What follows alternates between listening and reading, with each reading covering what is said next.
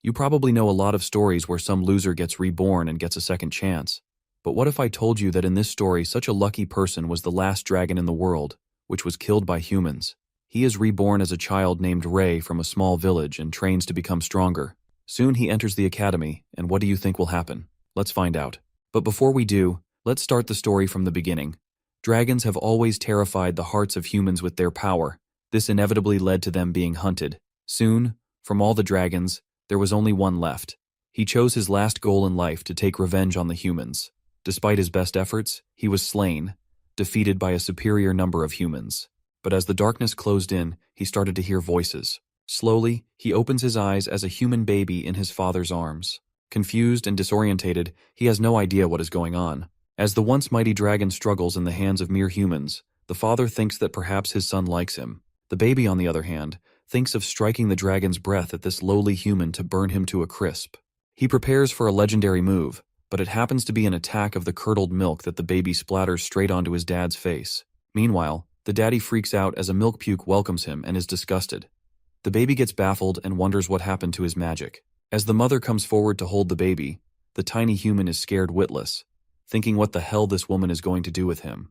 But to his surprise, she gently touches his face and welcomes her baby, calling him Ray. Flustered, the baby ponders about the silly name the mother has given him and why she is welcoming him. Unable to speak his mind, the baby thinks if the humans have any idea about who he is. While the mother looks at him delightedly, the dragon reckons if the heavens allowed him to be born again as the mighty red dragon, he would have the ultimate chance to fulfill his desire to take revenge on humankind who killed his dragon family. The fire of revenge still burns in him as he thinks it's time to get even, and now, with his human body, he is going to kill every single human just like they did to the dragon kind. While Ray plans to wipe out the trace of humanity in his head, his father gets a sneaking suspicion that the baby will be in a lot of trouble in the future, seeing how naughty he is as a newborn. Resting on his mother's arm, Ray seems to be angry as he thinks of killing them all, but at that moment, he starts feeling sleepy. He assumes that he must have been tired as he spends all his energy controlling his human mouth and dozes off while thinking about how weak human bodies are. After some time, Ray grows bigger and seems to have discovered much about humans. He also had to learn his parents' names because calling them short-haired and long-haired wouldn't be very specific. Ray further reveals his parents' names, Jake and Scarlet, and describes their appearance. He elucidates that they are better looking than other humans. Like his mother, Scarlet has a beautiful face, which speaks volumes about her kind personality, and his father, Jake, has much more muscle than other humans and seems much stronger. Whenever villagers nearby visit, they always treat his parents respectfully because they are adventurers. That's what humans call them. This time, the villagers who seem to visit their house thanks Jake for saving his wife, as she would have died back in the Black Forest if it wasn't for his exceptional swordsmanship. The other villager feels grateful for Scarlet, who is also a strong mage, uttering that it is impossible to find a second mage within a 100-mile radius, so they are lucky to have them. While the villagers appreciate the Talon family, the couple lets out that they only did what anyone else would have done, and the good news is that everyone is safe and sound. At that moment, Scarlet spots her son Ray crawling on the floor. She immediately realizes that he's hungry and gets him something to eat. As one of the villagers notices Ray, he mumbles that his hair seems red and concludes that it's because of the lighting. His father responds that Ray started growing red hair a few days ago. Eventually, as the villagers leave, saying that they will be counting on Jake to chase those beasts away from the farm, the dragon kid ponders that if he is growing red hair, that certainly means that he has some of his powers left behind. The villagers walk outside the house and start gossiping about the Talon family, thinking they are cursed. They assume that it's not impossible because not everyone can become an adventurer, and nobody knows the danger they encountered while fighting the monsters. Feeling joyed, Ray contemplates that the people seem terrified of his red hair, inferring that they are already intimidated by his grand presence. But on the other hand, apart from other humans, his parents confused him the most. His mother holds him and tries to feed the little guy, but Ray, who's not an ordinary kid, starts making a mess as he dunks his face into the bowl to eat. While his mother is not pissed at him for making a mess, the kid presumes that no matter how he tries to piss off the humans, they never scold him.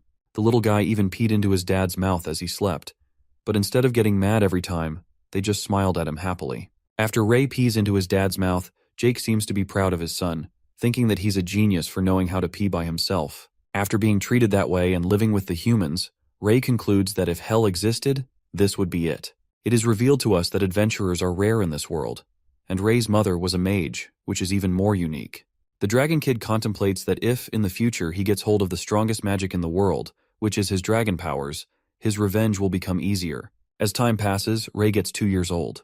Upon hitting this age, every child gets the chance to join the mage evaluation, and this is the day that Ray gets to see if he has mana energy. While Jake waves them goodbye and wishes them luck, Ray clings to his mother's arms, and they leave in the horse cart. The boy then narrates that being reborn as a reincarnation of the Red Dragon and descendant of a mage, he will undoubtedly pass the evaluation test, and if he manages to recover his magic, no one can stop him from returning to the top. Later, they arrive in the town, and the red-haired kid stretches himself after a nap, pondering that he only has one thing to worry about, which is this weak human body. As Scarlet carries him around the bustling central marketplace, Ray observes the things happening around where the adventurers appear to be selling high-quality beast crystals. In the meantime, a beggar approaches one of the adventurers and asks him for food, but he kicks out the beggar and warns him not to get in the way of his business. As the people think about how unlucky the beggar is, Ray, who seems to have noticed them for a while, reckons that even though they are all humans, they still look down on others and ridicule the weaker ones. He recalls his past life as a dragon in which he treated protecting the weak as his duty and worked hard, but it still failed in the end. Snapping out of his flashback, they finally reach the Roland Academy for magic evaluation, and there's a long queue in order, waiting for their names to be called. While Ray is excited for his turn, he looks around and watches kids burst into tears because they couldn't pass the test. As one of the kids seems to make a fuss about it and cries out that it's unfair, the Dragon Kid calls that child foolish and ruminates that this world has always been unfair. After a while, he relaxes in his mother's arms, and it appears to be his turn, as he is called upon as Ray Talon. The mage calls upon Ray and instructs his mother to have his son put his hands on the crystal ball. He explains that if the child has the ability for magic, the crystal will glow, and the color of the glow will depict what element he has an ability in.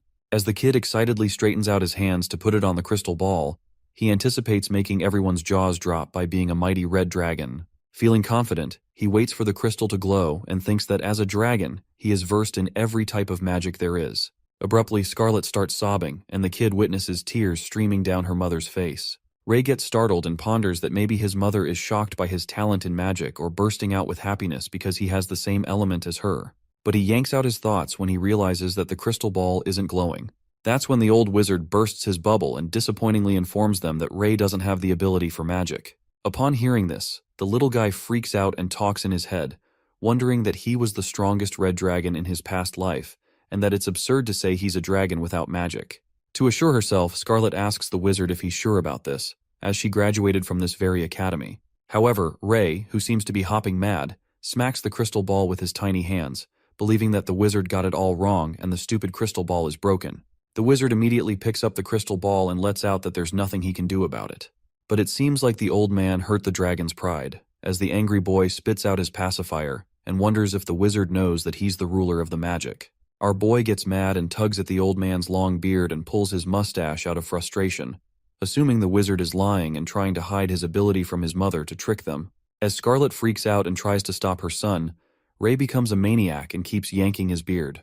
The little guy then contemplates that he knows all about magic, and being a dragon, there's no way he does not have an aptitude for magic, adding that it's an absolute joke to think that the legendary dragon would not know magic after reincarnation. On their way back home in the cart, Ray presumes that heaven is punishing him for killing many humans, but is baffled as he wonders what's the point of being reincarnated when he was going to be punished after all.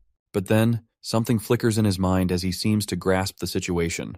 Our boy concludes that heaven is testing him, so he should find another way to take revenge if he can't become a mage. Later, at the table, as everyone is eating, Ray stares at his dad and pleads with him in broken sentences to teach him how to fight. As Jake wonders if he wants to learn swordsmanship from him, our boy anticipates that even though he cannot learn magic, he can still be a swordsman and achieve his dream of taking revenge on humankind. The next scene takes us to Jake, who seems to be teaching swordsmanship to his son Ray, who has grown a bit bigger. However, it appears that the burning desire for revenge wasn't as easy as he thought it would be. Our boy narrates that he's been learning swordsmanship from his father for the past 2 years, but he failed to defeat him every single time. As Jake and his son seem to be practicing with the wooden swords, Ray prepares his sword and becomes determined to win against his father. Observing his father's moves the best, our boy reckons that he just has to take the chance and turn at the exact same moment when Jake swings down his sword so he can attack his side. At that moment, he tries to take the chance and execute his planned move. Unfortunately, Ray fails to do so as his legs entangle and his father's wooden sword strikes straight at his head. Getting smacked once again, Ray wonders why it always ends this way, assuming that his body can't keep up with his brain and that these clumsy limbs keep dragging him down. Later, poor little fella lying on the bed finally awakes as he blacked out after the bang on his head, and Jake lets out a little laugh. Watching him laugh, Scarlett yells at him for joking around and asks him to hold back a little because their son is just 4 years old. Revealing that the night trials are approaching soon, his father mumbles that he won't be able to pass if he keeps practicing this way. But Scarlett, who seems angry, says that he's pushing Ray too hard and affirms that he doesn't need to follow in their footsteps, as there are many good jobs out there besides being an adventurer. But Mr. Talon assures his wife that he's not pushing him, and Ray seems clumsy because of his young age, as he doesn't have enough control over his body yet. He adds that they have an entire year left, and they have to believe that their son can enter the Avrian Knight Academy. Upon hearing this, our boy reckons he still has a year left till the night trials and doubts whether he can do it. Speculating that he's a reincarnation of a red dragon so he wouldn't be as weak as a human, Ray gets high-spirited and assures his parents that he can do it, uttering that he will be the strongest person anyone has ever seen. To take their practice to the next level, Jake gives his son a present, and it turns out to be a real sword from which they will practice from now on. While our guy is astonished to hold a real sword in his hands that seems too big to handle, Jake claims that this sword will help him raise his control quicker and whispers in his ear about another gift he has for him. As our boy speculates why his father is being so mysterious, they reach the storage room and to his surprise, he is welcomed by a magic puppet. While Ray contemplates what this might be for, his father warns him not to underestimate it as this puppet is powered by magic, and students of Avrian Academy use it to train their apprentices. However, he suspiciously looks at the puppet and wonders if what his father is saying is true. After that, Jake challenges his son to try attacking the puppet, and he confidently accepts the challenge. After warming his wrist up, Ray strikes the sword towards the puppet with full strength, and it activates to level 1. But, as soon as the sword hits the puppet's shield, it strikes back in a flash and makes Ray's sword fly away. As level 1 terminates, the little guy is left disappointed as he gets defeated. Watching his son getting disgruntled, Jake appeases him and lets out that even if he manages to win against the first level, he will be able to pass the night trial exam, adding that he used many of his connections to get this puppet. Upon hearing this, Ray gets as excited as ever and thinks about winning the trial in no time. It appears that our boy is determined to win this time and tumbles on the ground after being completely worn out as he seems to be practicing hard. Ray lets out a deep sigh as his movements fail to follow up with his brain and gets annoyed by his weak human body. He further ruminates if he keeps progressing like this, he won't even be able to beat the puppet, let alone take his revenge. Suddenly, a voice echoes from behind and questions why he wants to defeat a puppet, making our boy startled as he prepares to swing his sword. Speculating where the voice came from, he catches a glimpse of a girl who sneaks up on him and gets flustered. The blonde-haired girl apologizes to Ray, saying that she didn't mean to startle him and introduces herself as Amy. Revealing that she lives in the village, the girl lets out that Ray caught her eye as she saw him out in the mountains at this time, and so she decided to remind him to leave the mountains before sundown. Getting a little nervous, he asks her if this place is dangerous, and Amy starts to yap about how this place is fine by the morning, but since this place is too close to the forest, the magic beasts may appear after sundown. While Ray finds this information interesting and is surprised by how much she knows, Amy tells him that she harvests fruits and vegetables, so she's quite familiar with this place. She then offers him to trudge down the mountain together since it's going to get dark soon, to which our boy immediately agrees to. As they exchange their names, it turns out that Amy already knows his name because he's famous in his village. Not surprised to hear that, Ray is taken aback by his thoughts as he knows the reason for being well known in the village. It is revealed to us that many people admire the Talon family, especially Jake, and often talk to him when he's out for a walk in the village. However, as he wanders in the village along with his red-haired son Ray, some people gossip about his son, claiming that he's cursed and thinks that the curse might be contagious. It appears that no human has ever grown red hair in this village besides Jake's son. Hearing the harsh words, Ray ponders that people respect his parents, but they have an unfounded fear towards him, and for that reason, he became a foreign entity in his village who was liked by no one. Getting reminded of his past life as a dragon, he then wonders if it's because of the adults who always use stories of vicious and horrifying red dragons to scare children. Red is a color signifying strength, but according to them, it's evil in human society. He reflects upon this irony of how greedy humans were the ones who took down their race, but it's always the dragon kind, the ones that are written off as evil in stories. Justifying their revenge, Ray exclaims that they did that only to protect themselves, but humans saw this as the proof of their supposed brutality. While our guy is zoned out by these thoughts about how disgusting humans are, He is interrupted by Amy, who asks him what he's thinking about. After that, Ray snaps out of his thoughts and follows her down the mountain. Amy starts conversing about how she's kept seeing him around the mountain lately and questions him if he's practicing.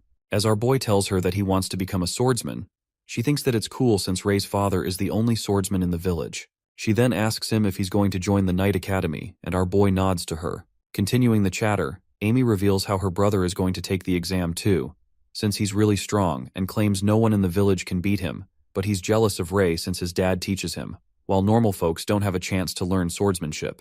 As Ray asks her if she has a brother, the blonde-haired girl gets excited and implores him if he wants to be friends with her brother, so then they will be able to practice with each other. At that moment, they both get interrupted by the sound of footsteps, and it turns out it's Gary, Amy's brother, who rudely orders our red-haired boy to leave his sister alone. Seeing her brother, Amy blocks Ray's side in a protective way and justifies to her brother that he hasn't done anything to her. Gary steps forwards and interrogates his sister about being together with the red-haired boy, and further reminds her that he's cursed and it's contagious. He then touches her hair to make sure her hair hasn't turned red due to the curse. While she gets annoyed by her brother's rude behavior, two boys who are with Gary walk towards Ray and humiliate him for walking with Amy, calling him shameless.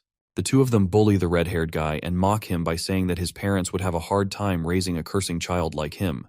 They warn Ray to move away from the village with his family, mumbling that they're common people, so they don't want to be involved with the curse. One of them adds that these high and mighty adventures have no reason to sympathize with the lowly civilians. As soon as they utter these words, Ray clenches his fist out of anger and lands a powerful punch in the bully's face. Done being silent, he aims to punch Gary, but one of his punks comes forward and takes the hit. But with his punch being so forceful, he also blows Gary away. While our boy makes it clear that he just wants to beat the one who insulted his parents, Gary calls him out as Ray Talon, asserting that he knows both his parents are adventurers and his father is a swordsman. Assuming that he was trained, Gary challenges him to a fight and informs him that he won't be using weapons as he doesn't want to kill him. As both of them throw away their swords, Ray lets out that he can attack all at once because it doesn't give a shit. Their fight continues as they both strike punches at each other. However, it emerges that our boy sustains severe injuries due to his weak human body, and flings away as Gary whacks a final blow at him, smashing him on the ground. The poor fella collapses on the ground as he bleeds, and Gary asks him if he has admitted defeat. But it seems like Ray hasn't given up yet as he somehow gets back up. Meanwhile, Gary makes some colorful remarks about him, blabbering that he's disappointed because Ray's father, a great swordsman, trained him, but he still seems useless. The bully flatters himself, asserting that his father is a regular merchant. But still, he's a good swordsman. To make him low-spirited, the callous boy utters that he should give up on being a swordsman and do something he's good at. Listening to this, the piercing words echo in Ray's mind, and he hopelessly lies on the ground. Getting back to their home, Amy scolds her rude brother, saying that he overreacted. But Gary justifies his act by saying that Ray deserved it and warns his sister to stay away from that boy in the future, as many fear the cursed red-haired boy. He clarifies that Ray's parents are adventurers and their parents are ordinary people. Upon hearing this, Amy yells angrily and tells him to get his own food, muttering that she hates him. As his sister storms away furiously, Gary witnesses something on his hand. He looks at the indent and speculates that if he hadn't had his protective gear, his arm would have broken on the very first blow, and Ray would have won the fight. In the next scene, it is revealed to us that Ray returns home with wounds and scars all across his face, with his clothes all covered in mud. His mom, who was busy cooking dinner, turns towards him. She questions his late arrival and notices her injured and exhausted son, and one look was enough to let her know that he got into a fight. The boy assures his mother that he just got hurt during his practice, but she knew he was lying and ponders if the kids bullied him. However, our stubborn boy denies it while Scarlett inspects the wounds. Ray has always been the one to act strong, and it appears that he was doing the same here as he claims that he's a man now. Meanwhile, Jake hears his son's wise words and appreciates him for working hard on practice. As it's almost dinner time, our boy yet once again decides to practice, and as his parents try to stop him, he manages to convince them by informing them it won't take long. In the storage room, we see Ray activating the puppet to level 1, and he easily dodges the attacks since he's already used to the way this puppet attacks. As he looks for an opening, he positions his sword, and as soon as he strikes, the sword gets stuck in the wooden pillar, startling Ray. The sword cracks as he tries to pull it out, and while he is busy with it, the puppet smacks him from behind and the poor boy screams in pain. The next day, Ray walks up to the mountain and his eyes land on Amy as he spots her standing at a distance. She looks embarrassed and greets Ray when our boy asks her if she was waiting for him. Meanwhile, she apologizes to him on behalf of her brother.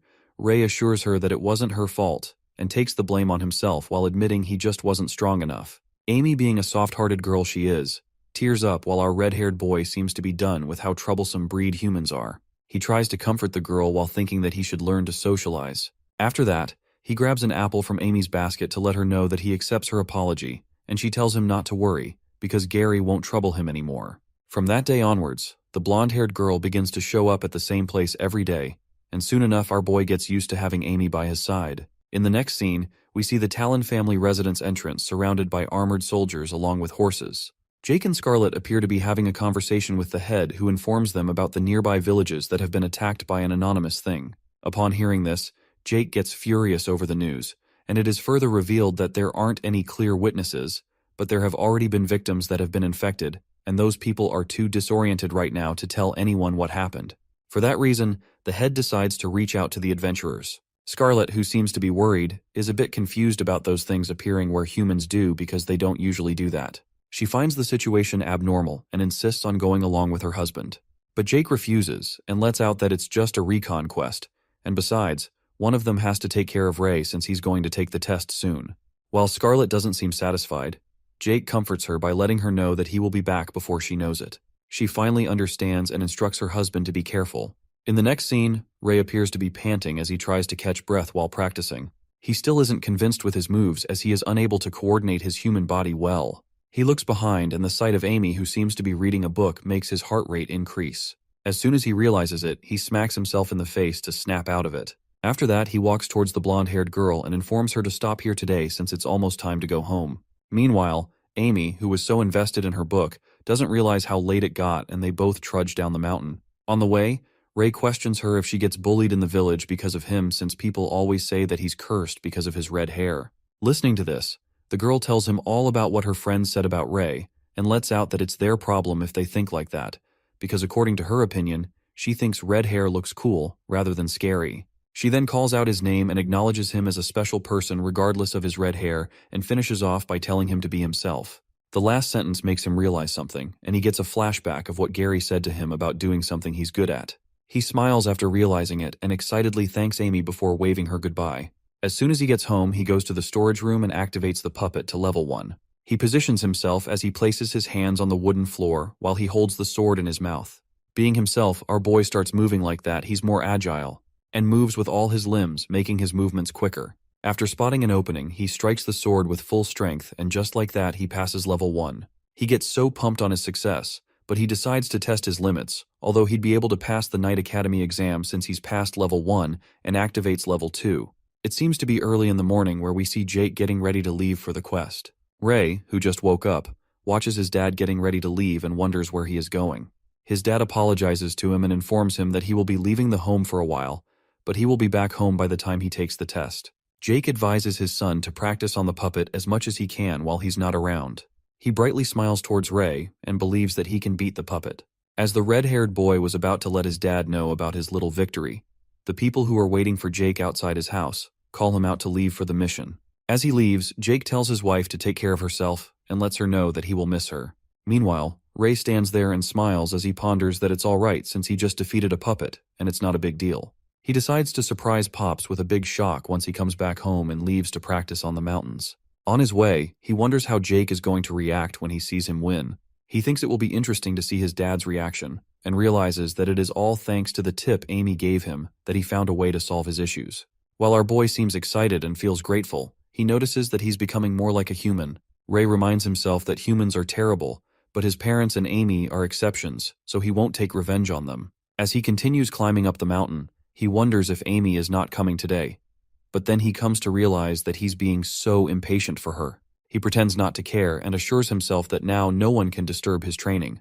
Our guy reminds himself that he's a mighty red dragon, so he can't let himself be corroded by his human emotions. In the next scene, it appears that Ray has fallen asleep and is snoring when he suddenly opens his eyes. Ray wakes up realizing that it's late and he's going to get nagged if he doesn't get home soon.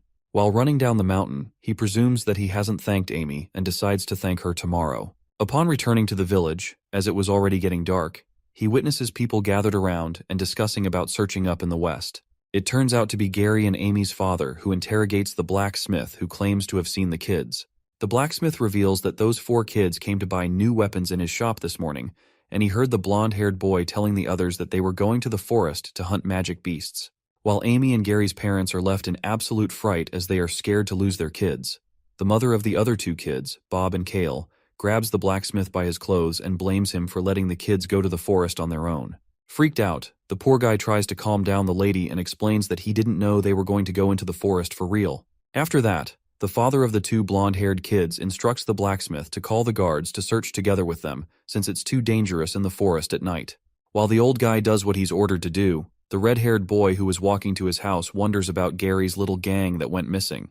He thinks that it's karma that they got what's coming for them. He wonders if they got killed by the magic beasts, so it would be less of a chore for him, and remains unbothered until he remembers Amy.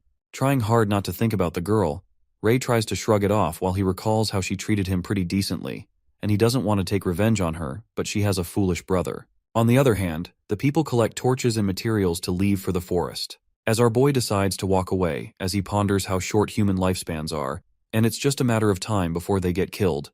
But at that moment, a glimpse of Amy appears in his mind. He reminds himself that he has his own path to walk on, and wonders what's this feeling that's making him rethink his decision.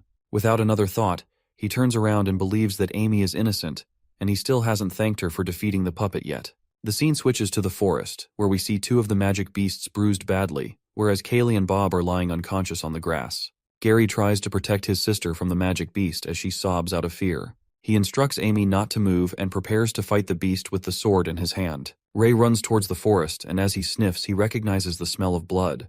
Just as he thought that Amy was in danger, he finds a dead young demonic wolf and inspects the incision from a blade on its stomach, which was still warm. As this gives him an idea that they are nearby, he gets confused because the footsteps and markings around there are all mixed up. Baffled, he thinks of which he should go, and that's when he hears a scream. It seems to be Amy's scream. Fighting the beast, Gary is thrown onto a tree by an adult demonic wolf and falls on the ground. Meanwhile, the demonic wolf approaches to attack Amy, who covers her head and closes her eyes, hoping someone would come to help. Just then, she hears the sound of a blade striking and opens her eyes only to witness Ray fighting the wolf and hitting the sword in the wolf's mouth. While he checks on Amy to see if she's all right, but Gary and the others are not in good condition. At that moment, the girl alerts Ray to watch out, but it gets too late, therefore the wolf scratches his arm. Witnessing the boy getting hurt, Amy gets terrified as she yells out his name, but Ray assures her that he's all right and won't die that easily. With that, he decides to lure the wolf away from Amy and jumps onto a tree branch. But he immediately falls off as the wolf bites the tree branch. Worried, our boy thinks that this body is far too weak and he won't be able to hold up with an adult wolf. It appears that Ray is struggling to fight the adult wolf on his own, and realizes that his speed is nothing and he can't lure him away at all. In the past, the demonic wolf was nothing for him, but now he can't even manage to injure it.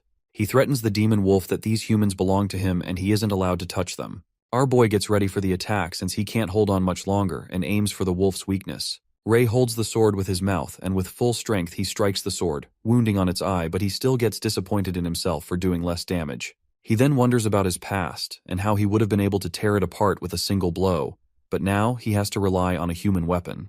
The demonic wolf attacks yet once again, and this time our dragon boy waits and looks for an opening. He strikes the sword and manages to cut one of its legs off, and the wolf crashes to the ground. Just when Ray diverts his attention to Amy, the wolf attacks out of nowhere, and our boy dodges the sneak attack. Holding the sword with his mouth once again, he strikes the wolf with all he's got, and finally kills it off.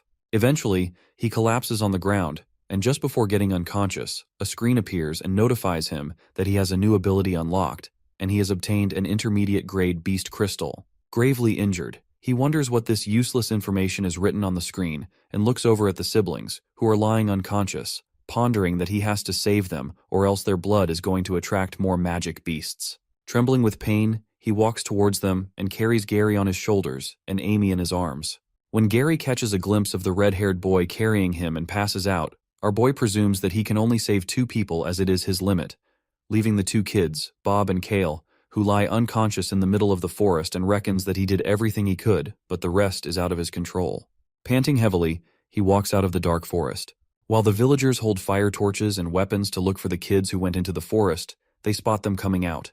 As they quickly inform the kids' parents, one of the villagers recognizes that it's the red-haired boy from Talon's family. Ray, whose blood keeps dripping along the way, immediately asks the villagers to help Gary and Amy, who are blacked out at the moment, and tells them that they might need healing.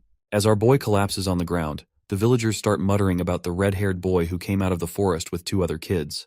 They speculate why the kids went inside the forest at night, as it is filled with magic beasts. As they continue gossiping, a mother runs towards them and freaks out when she witnesses 2 of her kids, Bob and Cale, are missing. Panicked, she looks around and peeks at Gary and Amy. That's when their father reveals that his children are the only ones who made it out of the forest. Frantically, she tries to enter the forest but is stopped by the villagers, who tell her to calm down and that she cannot go there alone. Calling them cowards, the anguished mother scampers inside the forest to find her kids. However, chills run down her spine when she sees the terrifying eyes of the magic beasts that scare the hell out of her, and she quickly dashes back to the villagers.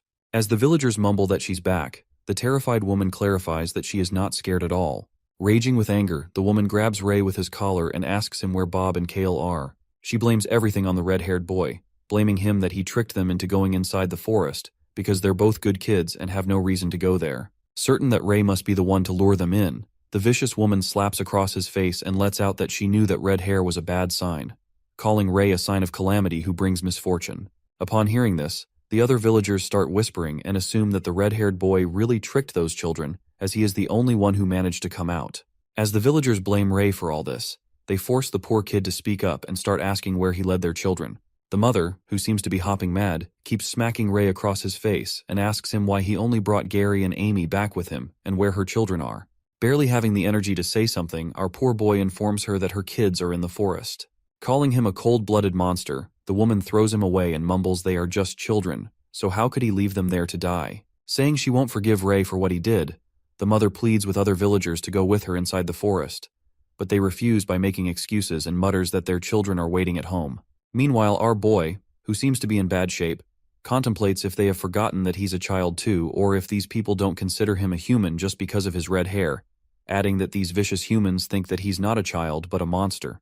As the woman snatches the fire torch from one of them, she moves toward Ray and says that she will never forgive him, concluding that this red-haired monster should die. Watching these humans, Ray ponders that these people are more terrifying than any beast could ever be, and they are the true monsters. His life flashes before him as the woman raises the fire torch to kill him, but our guy puts on a gentle smile and reckons that he's going to die by a fire torch, thinking that it's humiliating being a red dragon. Contemplating his last moments, the woman strikes the torch at Ray.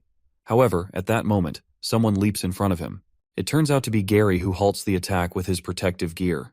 Witnessing the blonde-haired guy save Ray, the villagers assert that he must have gone mad for saving the monsters, as it managed to charm Gary too. As they shout to kill the monster who the blonde boy shields, Gary gives them a deadly stare and says that they are the ones who've gone mad and want to kill him just based on assumptions. Protecting the red-haired guy, Gary stands guard in front of him and warns the villagers not to touch him, as Ray is his savior. After that horrible incident, our boy has a nightmare about the woman who blames him for everything and smacks him, calling him a star of calamity. He also gets reminded of his past as the mages leap toward him to kill him, asking him to sacrifice his life. As he dreams of the humans who want him dead, Ray wakes up out of fear and looks at his mother. While he peeks at her mother, who holds his hand and cries for him in her sleep, our boy ponders how humans are beautiful, yet cruel. As soon as he sits up, Scarlet wakes up and bursts in happiness after seeing Ray waking up. Wondering if it's a dream, his mother grasps him in a hug and feels grateful, as she thought Ray would never wake up again. As she hugs him tightly, Ray screams in pain, and Scarlet lets out that he is still in pain, adding that it serves him right for acting rashly. Curious, our boy asks her how long he has been asleep, to which his mother reveals that he has been sleeping for an entire week. Scarlet cries out of joy, saying she doesn't know how she would have explained things to his father if he hadn't woken up. Upon hearing this, Ray questions her about the people in the forest, and his mother informs him that the 2 children he saved are lightly wounded but fine. However, Bob and Cale are both still missing, and she assumes that they were killed by the beasts. We are then traveled back to Scarlet's flashback, where she arrives at the forest and witnesses her son beaten up by the villagers. Gary protects him and makes them understand that they went into the forest by themselves, and Ray saved them. While the villagers don't seem to believe him, Scarlet watches his son lying unconscious on the ground, and bursts into anger as she activates her magic powers. The villagers calm her down and tell her that her son led the children into the forest, so he should take responsibility, adding that as a mother, she should know how it feels. As Scarlet takes her son in her arms, who seems gravely injured, she gives them a deadly stare, deadly enough to eat them alive, and the woman who beat the crap out of Ray trembles in fear. After that, the woman whose children are trapped in the forest breaks down into tears and pleads with the villagers to save her kids. The villagers sympathize with her, muttering how she will live without them. While Scarlet holds her son, she hears the people gossiping about Ray as they blabber that they should have kept far away from that curse. As one of the men warns the other, who's gossiping about the Talon's child, that he's being too loud, the gossiper puts on an evil grin and lets out that he was talking about the forest. Upon hearing brutal things about her son, she carries Ray in her arms and walks away. Snapping out of her flashback, Scarlet pats his head and tells her son not to blame himself as everything's over now. Meanwhile, she reveals that the boy named Gary told her everything and encourages Ray by saying he was amazing. His mother goes out of the room to bring him something to eat. After his mother leaves the room, Ray seems to wonder about the thing that appeared in front of him in the forest. While he thinks if everyone has this screen, he taps one of the powers known as the Blessing of the Dragon's Eye. As soon as he touches it, the power activates, and our boy freaks out when he peeks at his mother's energy status, realizing that he had this ability in the past. He reminisces about the time when he was the Red Dragon and had different types of magic. But ever since he failed the aptitude test, he never thought he would get the chance to use them again. Feeling delighted to use his powers once again, Ray assumes that he will unlock his powers one at a time, and peeks at the intermediate grade beast crystal he has acquired, wondering if he got it because he killed an intermediate demonic wolf. Suddenly, Ray notices smoke emerging in his room and starts coughing.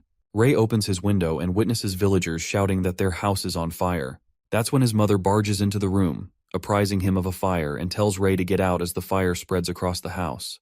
However, as the flames keep rising, Scarlet saves him with her magic and halts the fire. As Ray clings to her mother's arms, he uses his dragon eye power to spot the target that burned down their house. Inspecting the villagers with his dragon eye, he finds out the culprit, who appears to be Bob and Kale's mom, with a kindled fire in her hand. It appears that the flames engulf their whole house. While the villagers are shocked to see that it is Talon's house, and seem certain that it's because of the cursed kid, Scarlet uses her magic to put out the fire and impressively scatter the flames like wind. As the fire is finally stamped out, the villagers whisper that it's the curse again and anticipate that if the red-haired cursed kid stays here any longer, their entire village will be in ruins. Meanwhile, Ray is crushed after hearing such things about him. He is interrupted by his mother, who asks him if the fire scared him. Shaking those thoughts, he holds his mother's hand and tells her how cool she was when the flames blew away immediately. As they make their way to the house, Ray, who seems upset by all the harsh words, ruminates that those humans wanted to burn their home, and even wanted to burn them along with it.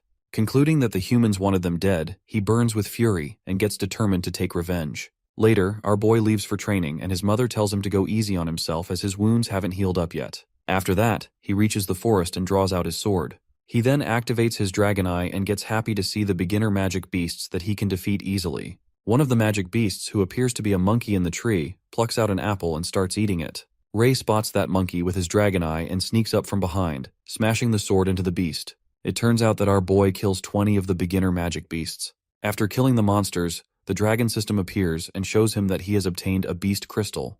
Looking at the screen, Ray lets out that it's a matter of luck as he killed 20 of the magic beasts, but obtained only 2 crystals. As he wonders what would happen if he absorbs the crystal, he peeks at the little wolf wandering around its dead family. Ray tries to pat the little beast and asserts that it has to fight on his from now on, when suddenly the screen pops up and notifies him about the taming chance of the black demonic wolf pup. Unaware of what it means, he clicks to take the chance. He gets excited after seeing that it worked, and the black wolf pup has been tamed. However, our boy freaks out when he gets to know that the tamed magic beast goes inside his body. Shocked, he asks the dragon system if there are no side effects and he can summon it. While Ray annoyingly looks at the little dragon and lets out that he's going to kill him if it doesn't work, the dreadful dragon system nods its head. At that moment, he unlocks another skill, but he decides to stall it later as he has another business to do. He searches for the 2 lost kids with his dragon eye ability and finds them as he locates them above a hill. He reaches the place which somewhat looks like a cave and witnesses plenty of dead bodies and skulls lying around. Ray then spots 2 dead bodies similar to Bob and Kale, and it appears that the beasts have ripped out their organs, devoured them completely. Not leaving anything on their body but clothes and bones, our guy takes their clothes off as a mark of identity and puts them in a basket. Later at night, Scarlet keeps nagging Ray for not pushing the training much since he hasn't healed it. Telling her to stop being such a nag, his mother lets out that he's being rebellious and goes on scolding him as he also got his clothes dirty. While Ray informs her that he will be practicing tomorrow, Scarlet seems to be done with him and reveals that his dad is coming home in a couple of days so he can train with him. As our guy jumps out of happiness and gets impatient to show Pops his training results, his mother roars with anger, instructing him to put on his blanket properly and go to sleep. Frightening the life out of him, He gets to know that instinctual fear from the human bloodline is real. After that, at midnight, Ray opens his eyes and lies awake. He goes into the storage room and picks up the bucket of clothes he fetched from the forest and another bucket full of blood. On the other hand, someone knocks at Bob and Cale's house, and the mother descends down the stairs, wondering who it could be at such a time. As she opens the door, hoping to see her children, and calls out their names to see if they have returned. However, her eyes land on something lying in front of the house, and she recognizes at once that it's her son Cale's clothes. The woman picks up the clothes and notices footprints that seem to be taking her somewhere. To find her kids, she follows the footsteps and shouts that she's coming to get them. However, the footprints lead her deep into the forest. Realizing that it's too dark, she holds her lantern and decides not to go any further in the forest. That's when she spots her son Bob's clothes hanging on the tree and calls out their names as she runs to find them. Panicked, as the woman comes near the tree where Ray seems to be hiding, he lets go of the rope, and a bucket full of blood drops right onto her. Drenched in blood, the woman shouts madly and asks who did this. That's when our guy jumps off the tree and reveals himself. Uttering that she knew it would be the cursed red-haired monster, the mother bursts into anger and asks him to give her children back, calling him the bringer of misfortune. Standing in the forest, they are surrounded by the dangerous magic beasts. While Ray stands in the dark, unaffected by the monsters, he steps back, and the woman is snared by the forest beasts. As he keeps stepping back with a deadly serious expression on his face, he watches the women getting annihilated by the beasts as the blood splatters all over the place. The next day, in the town, the people gossip about the curse being real and decide not to get on the bad side of the Talon family. Ray, with his training sword, appears from behind and stares murderously at the villagers as they gossip. Scared for their lives, the villagers try their best to act nice and greet him with a good morning, telling him that he works hard at training.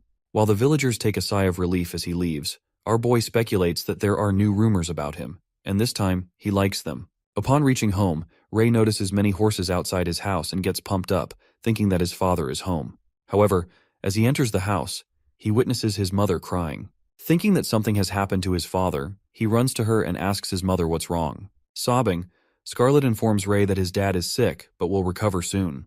Watching his father gravely ill, he activates his dragon eye and reckons that he has never seen any living being have such a high status, even when he was a dragon. Suddenly, Jake tries to speak something and mumbles that the shadows will kill everyone. That's when the mages reveal that Jake was inflicted with a plague of shadows and was attacked by a shadow beast while trying to protect a villager during their quest. Upon hearing this, our boy presumes that he has seen anything like that before. He is left baffled as he wonders when these beasts appeared and what happened to the world after he died as a red dragon. While his mother thanks the mages for bringing Jake back home, the mage apologizes as they couldn't protect him. Ray peeks at the dragon system and reckons that maybe he will be able to help his father with a spell. After that, Ray thinks about one of the high-tier spells he used to know which had the ability to dispel all forms of curses and black magic.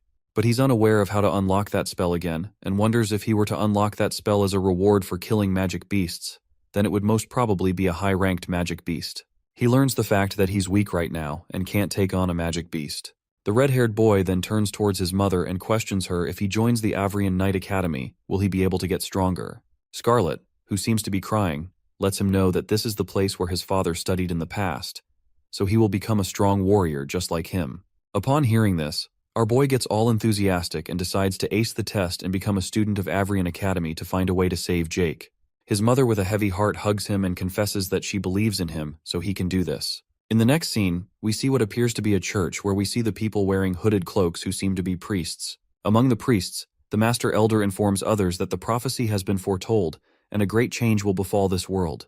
While the others wonder what change could it be, the prophecy turns out to be about Ray, as Master Elder wonders whether the boy will bring redemption or calamity. The future is yet to be determined. Just after that, the Elder orders to notify the knights to find the boy as soon as possible, so that if he brings redemption, they shall lead his way, but if he brings calamity, they should destroy him.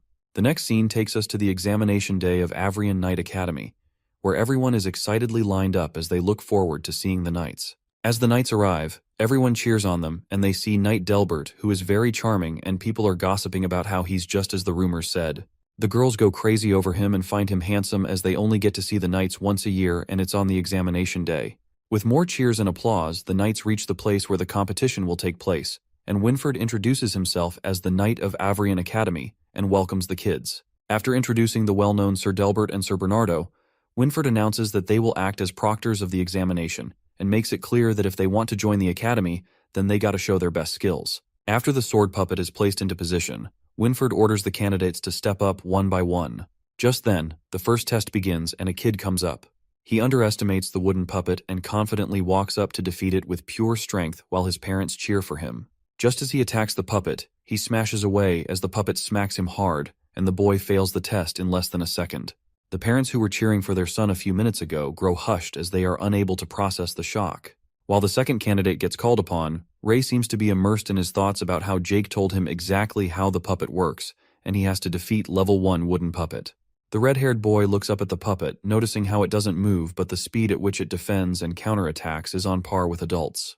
But our guy yanks out his thoughts as he is interrupted by the voices of Delbert and Winford. It turns out that he's able to hear their conversation from a far distance, which is probably because of obtaining more beast crystals that his senses are becoming sharper. The knights seem to be chattering about how it is a waste of time to come here, but they have to follow the orders of the elder. Knight Delbers utters his opinion that the knight should come from noble blood, as he doesn't understand why they're wasting time on these filthy commoners. Listening to this, Winford, who seems like a nicer guy than Delbert, thinks that he's being harsh and has said a bit too much. Delbert, who is already fed up, gets more disheartened when there is not a single successful candidate after several rounds. Just then, Gary shows up and passes the examination test as he flashes a smile to everyone. As Sir Bernardo announces his success, the villagers begin to gossip about how he has potential in him. Meanwhile, Ray gets embarrassed on Gary's behalf, thinking, what the hell is he doing? Our boy becomes the center of attention as he's the next candidate to step up on the stage. Winford and Delbert both divert their attention towards Ray, knowing that he's the child their elder was talking about. On the other hand, the villagers start to gossip about how he's the cursed child and think what happened to Jake is because of his curse. They think that his hair is red as blood and it's terrifying to them. The villagers continue to blabber, muttering that Ray is a monster who can only bring misfortune and can't become a knight and think it's a joke. But our guy doesn't seem to give a shit about it and takes his hood off as he moves up to the stage. At that moment, Bernardo informs the candidate to be prepared as the test starts in a minute. That's when Delbert approaches Bernardo and confesses that he doesn't believe in prophecies, as according to him, if the prophecies are true, then the red hair would be able to pass the test at any cost.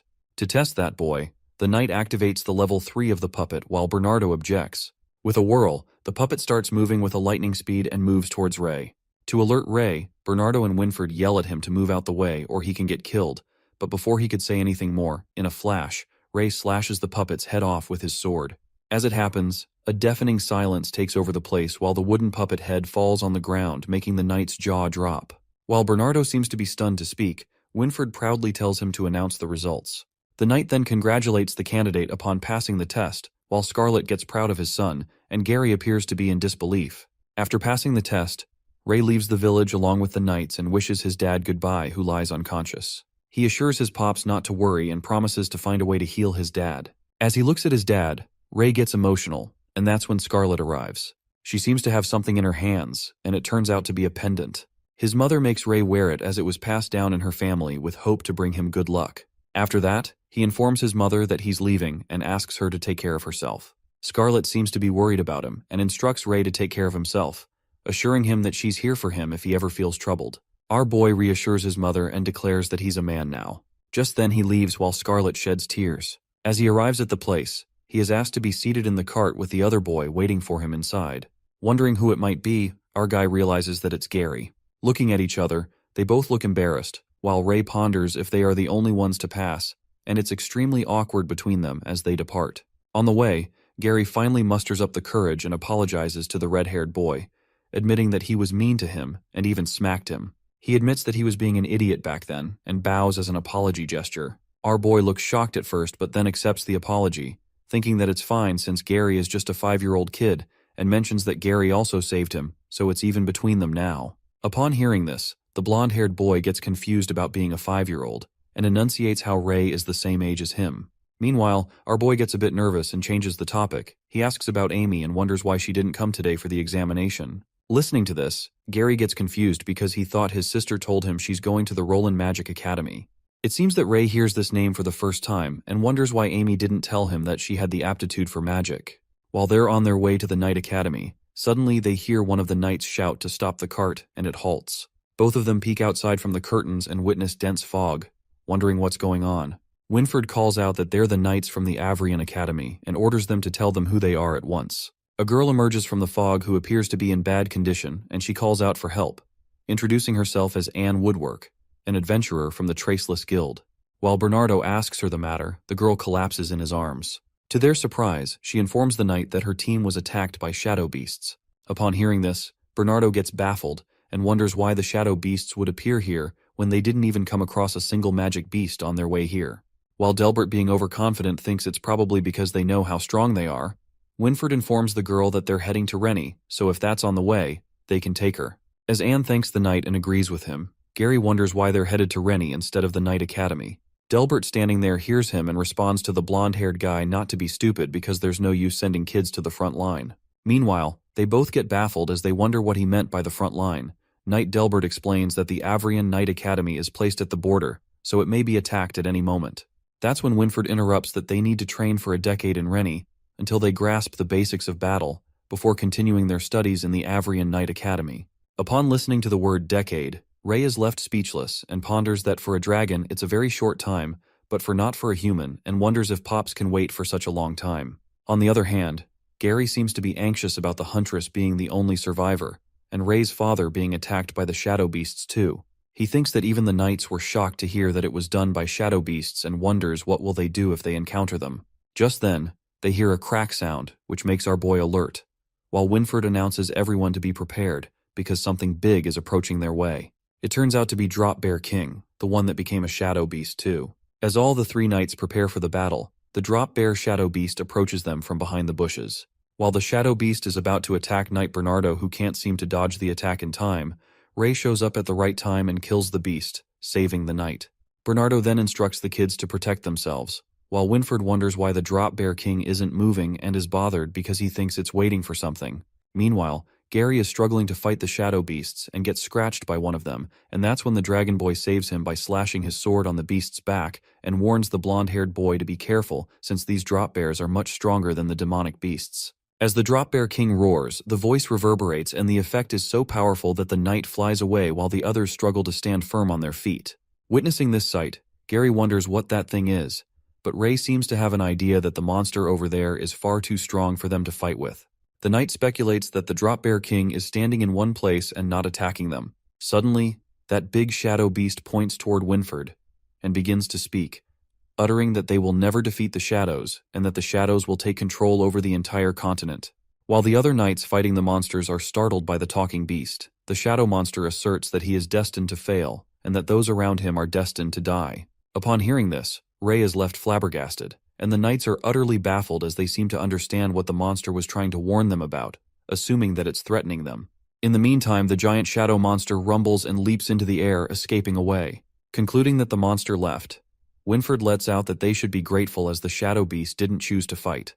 Otherwise, they wouldn't be able to leave this place in one piece. As Ray's dragon system appears as he obtains a crystal, our boy is lost in the thought of the shadow beast as he feels like it was talking to him.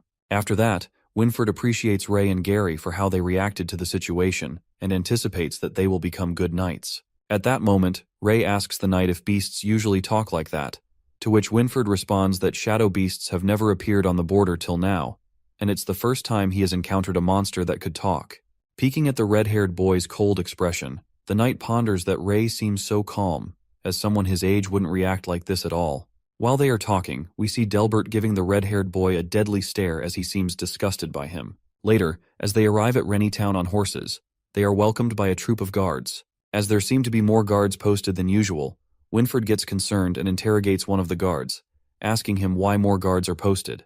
While the Huntress thanks the knights for escorting her all the way, the guard reveals to Winford that the Allure Kingdom has issued an Amber Alert. Every town and city is now under heavy surveillance.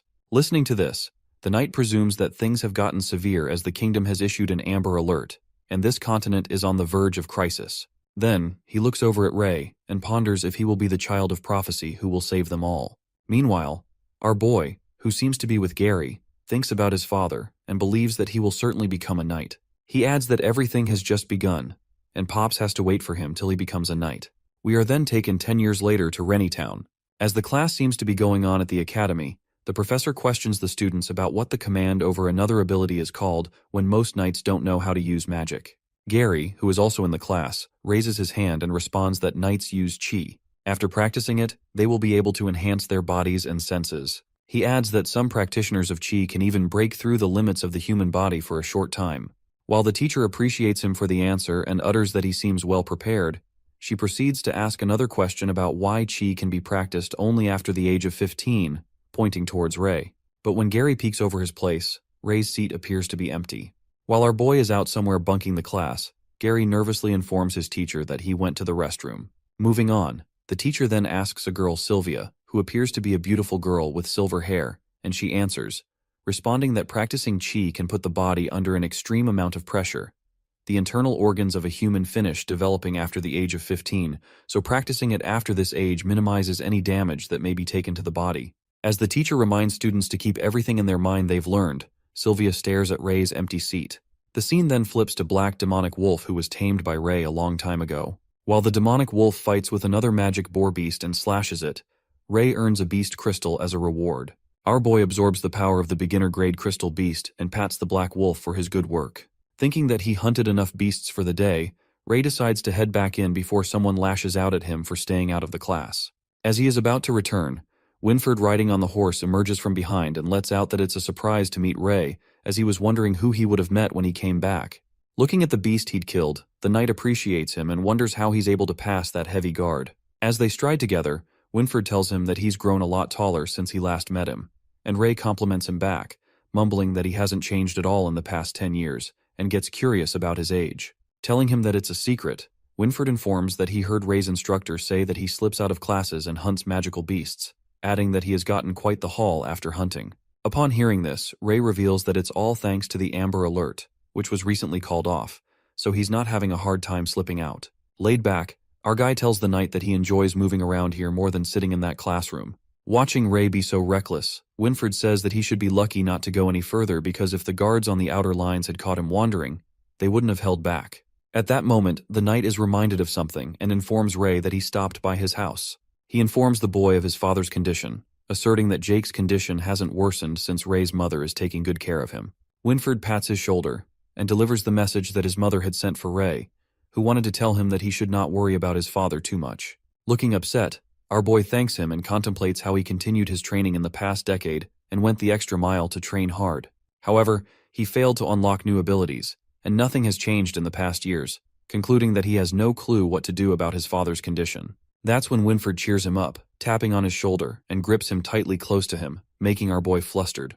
Walking towards the town, the knight tells Ray to buck up as they are going to head out for Avrian Academy tomorrow, and expresses his excitement to see other kids there. Later, at the Rennie town entrance, we see the instructor shouting at the guard for letting his student go outside. The guard tries to explain that he had no reason to stop the student from going after the Amber Alert was released, adding that he wouldn't go much further. In the meantime, Winford and Ray walk into the hall, and they witness Alan, the instructor, grab the guard by the collar and make it clear that the red-haired boy is special, so they need to know where he is at all times. As Winford calls out his name, Alan, who already seems annoyed about Ray's absence, turns back and notices his special student alongside the knight. Testing his last nerve, Alan's blood begins to boil and he lashes out at our boy. He bursts out of anger and lets out that he warned Ray not to leave his line of sight, but still, he slipped out of the academy without permission, and how many times it has been this month, calling him an idiot. While our poor fella is freaked out, Winford nods from behind and thinks it serves him right as he has it coming. As the angry instructor smacks Ray's head, our boy mutters that it's been a month since the alert lifted, so he can do whatever he wants, adding that Mr. Allen is too much of a stick in the mud. Meanwhile, Ray hides behind Winford as he gets a nice beating from Alan. Our boy lets out that he will be leaving soon anyway, and after that, his instructor will be free as a bird. Pissed off, Alan clarifies that as long as Ray is his student, he isn't allowed to skip class, while Winford tries to stop them as they continue to bicker. After that, we are taken to Rennie Town Square, where the head instructs the students to gather at once, as they seem to be calling an emergency meeting.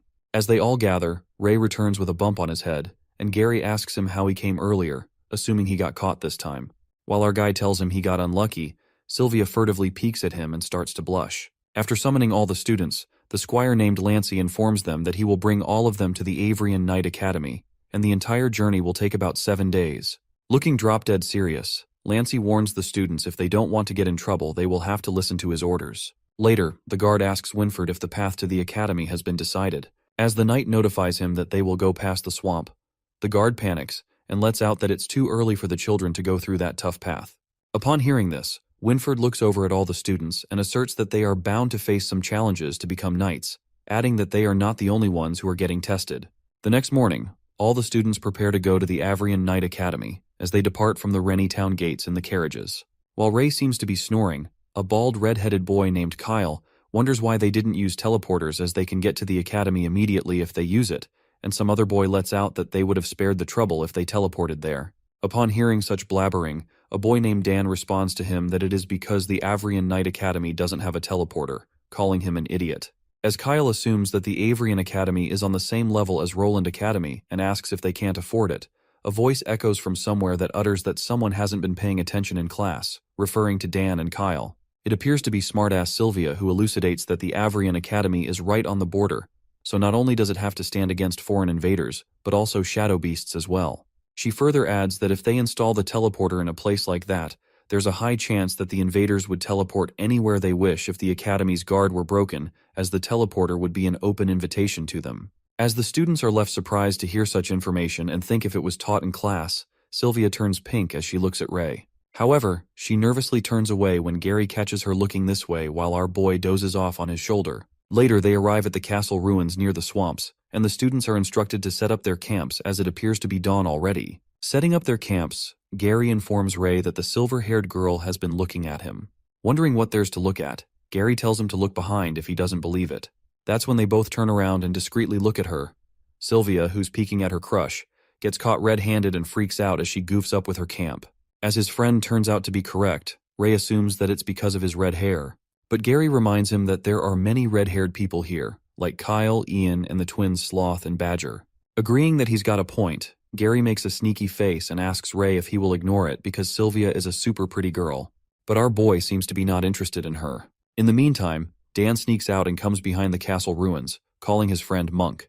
Walking behind the castle ruins, they both are left disgusted by a pungent smell that smells worse than dead rats, presuming where it's coming from. Looking at the terrifying swamp, Dan lets out that he can't even see the end of this sticky place. As Dan and Monk look around the area, Lancey sneaks up on them and informs them that it's a swamp. Scaring the life out of them, Lancey gives them a death stare, alerting them both that if they don't want to get their legs bitten off by sharp worms in that swamp, they better set up their tents and sleep.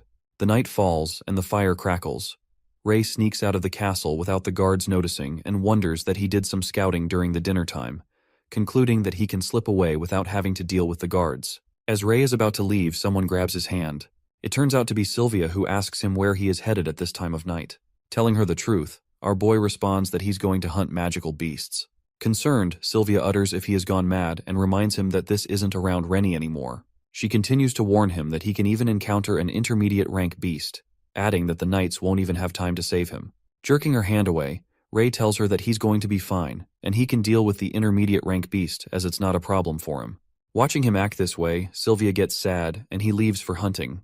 The next day the sun rises. The knights wake everyone up as they jerk the curtain away, calling them lazy bones, announcing whoever wakes up last will be punished. Gary wakes up and freaks out when he sees Ray lying with his red eyes wide open. Scaring the hell out of him, Gary asks him if he didn't sleep the whole night. Our boy, who just lied down after an entire night, assures him that he slept well. Mumbling that he's not dumb, Gary realizes that he didn't sleep the whole night and heads outside as he doesn't want to be punished in front of all the people.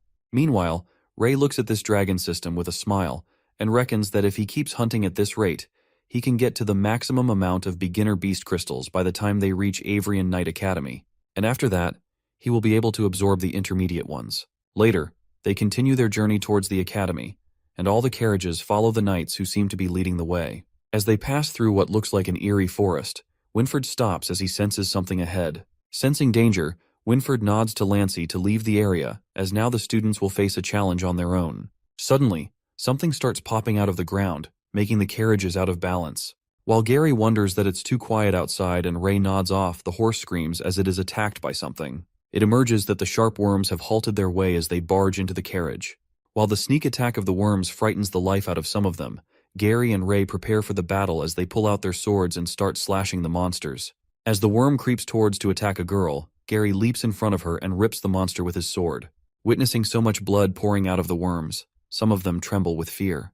While Gary speculates that sharp worms appear in swarms, so there's going to be more of them, he instructs others to not let their guard down and get off the cart. As the other students join in to help him, Gary commands them to fight in an open area and to make a team of 3, staying back to back so that there aren't any holes in the defenses. Meanwhile, Kyle, who seems supercharged to kill the worms, Ray presumes that they are getting a little too excited and activates his dragon eye. Watching all of them immersed in the fight, our boy reckons that all the sharp worms are beginner-rank magical beasts, so he has nothing to worry about. As he thinks, his eyes land on the top of the cliff, where he notices the 6 knights who left the group earlier. Our boy, who seems to be going to sleep in the carriage, is spotted by Dan, who asks him where he's going and tells him not to break the formation. Letting out a big fat yawn, Ray says that those are beginner-rank monsters, so they won't need his help, and with him gone, the numbers will be just right. While the knights observe the students from above the cliff, they assume that Ray is scared of the monsters, and he will only get a red belt. The other knight points at Gary, who seems to be doing pretty well, and explains that he attacks with no hesitation and kills with a single swing, adding that he consciously controls his body so that he moves a little without wasting any moment. Anticipating that Gary will get a white belt, Winfred points at Sylvia and concludes that she doesn't attack proactively, but is extraordinarily observant. As the other knight compliments that her stance is perfect, Sylvia impressively dodges a sharp worm and slashes it with her sword. Observing her moves, Winfred lets out that she's steady, and once she finds an opening, it's over for the enemy. Lancey, who seems impressed by Sylvia's attacks, says that even her clothes are spotless. That's when something explodes from underground, and it appears to be a giant sharp bug that has emerged from the ground. All the students are terrified of the colossal worm and assume that they have merged to become a big one. Trembling in fear, the worm leans toward one of the kids, who goes weak and trips to the ground. As the worm is about to attack him, Ian, the red-haired guy, leaps in front of him and rips the worm's tentacles with his strong muscles. In the meantime, Ian tears apart the monster out of anger as he shouts that no one is allowed to hurt his comrades. While the twins, Sloth and Badger, join him and slash through the giant worms like pros, Kyle, who seems to be counting how many worms he has killed, pierces through the monster with his sword, concluding that he has killed 45 in total. The knights, noticing them from above, are left surprised as they do not need to do anything to help them. The red-haired kids seem to have done a pretty good job of killing the monster except Ray, and they almost seem to be done. After the red-haired kids are done killing the worm, Ian asks his teammate if he's okay, and they are all relieved that the monsters are finally dead. Keenly observing the students, Winfred speculates that Ian is not only physically strong, but also knows how to care for his teammates, and he's a gem. On the other hand, there's Ray, who's dozing off on the carriage and doesn't care about anything.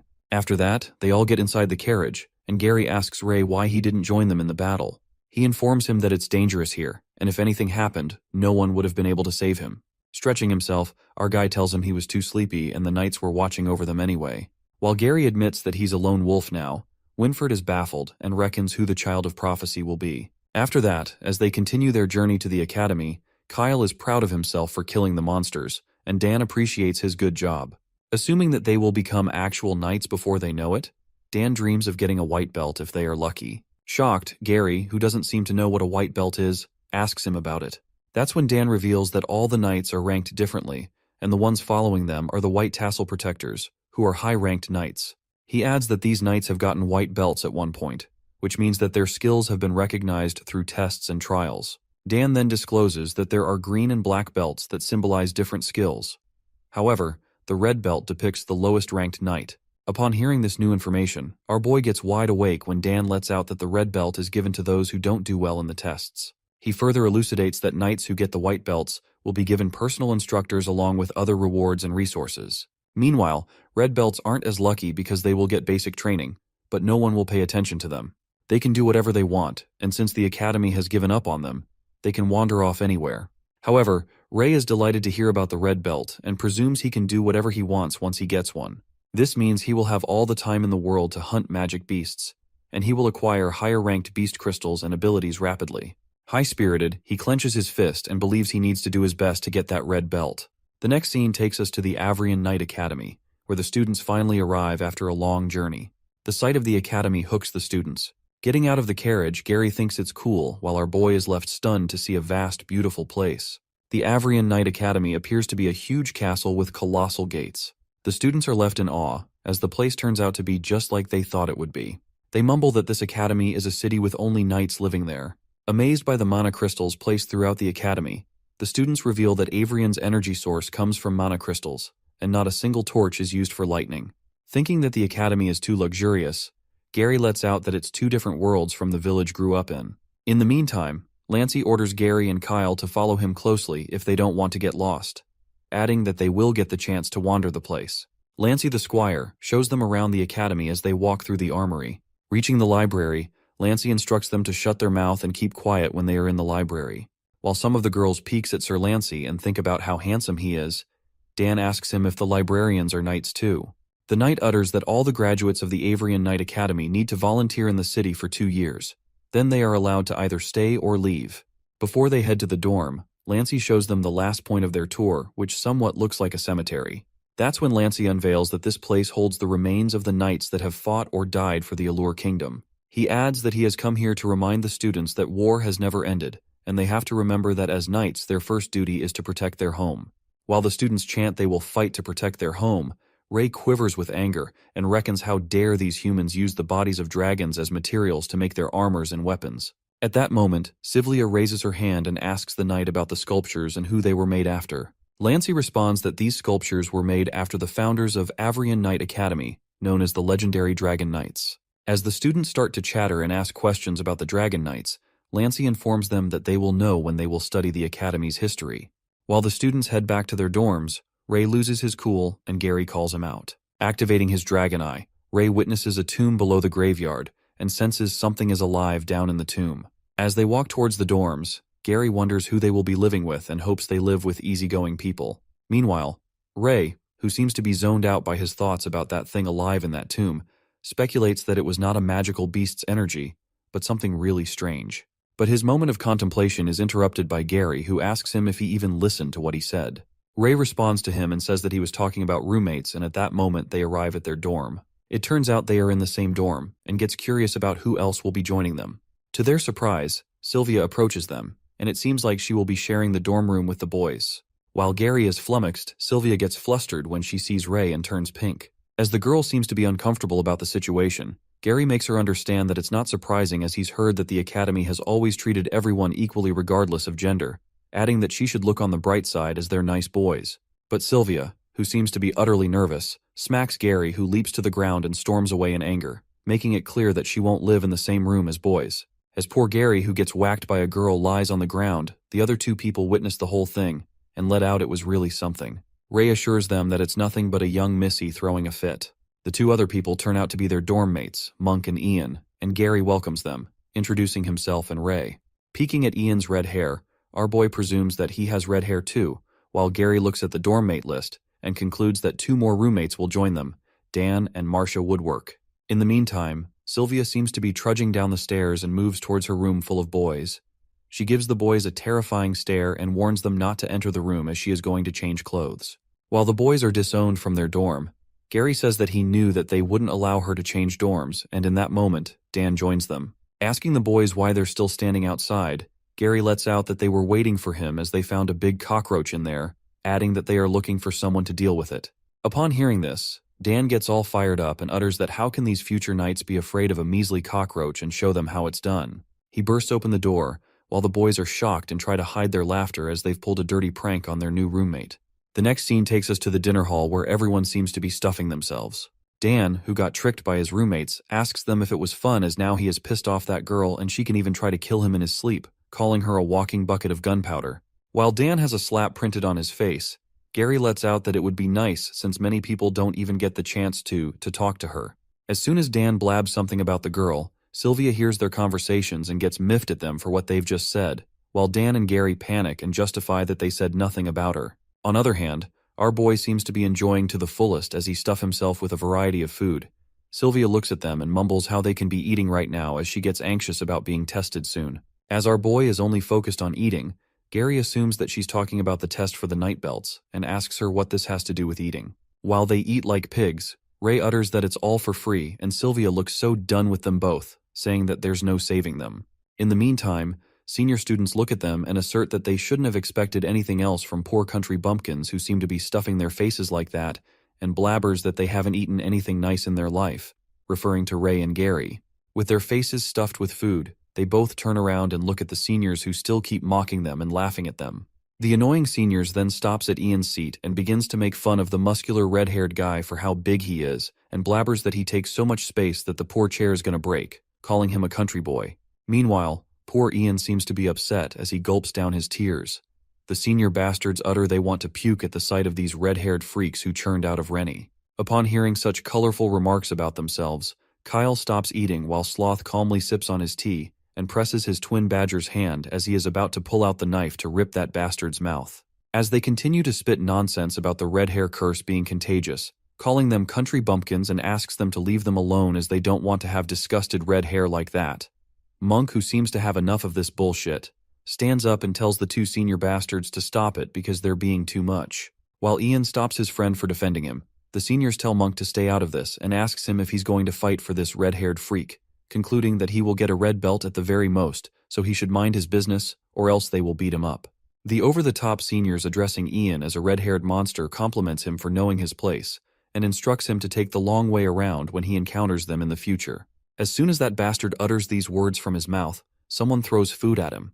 The senior gets mad and asks to show himself whoever did this, calling him a fucker.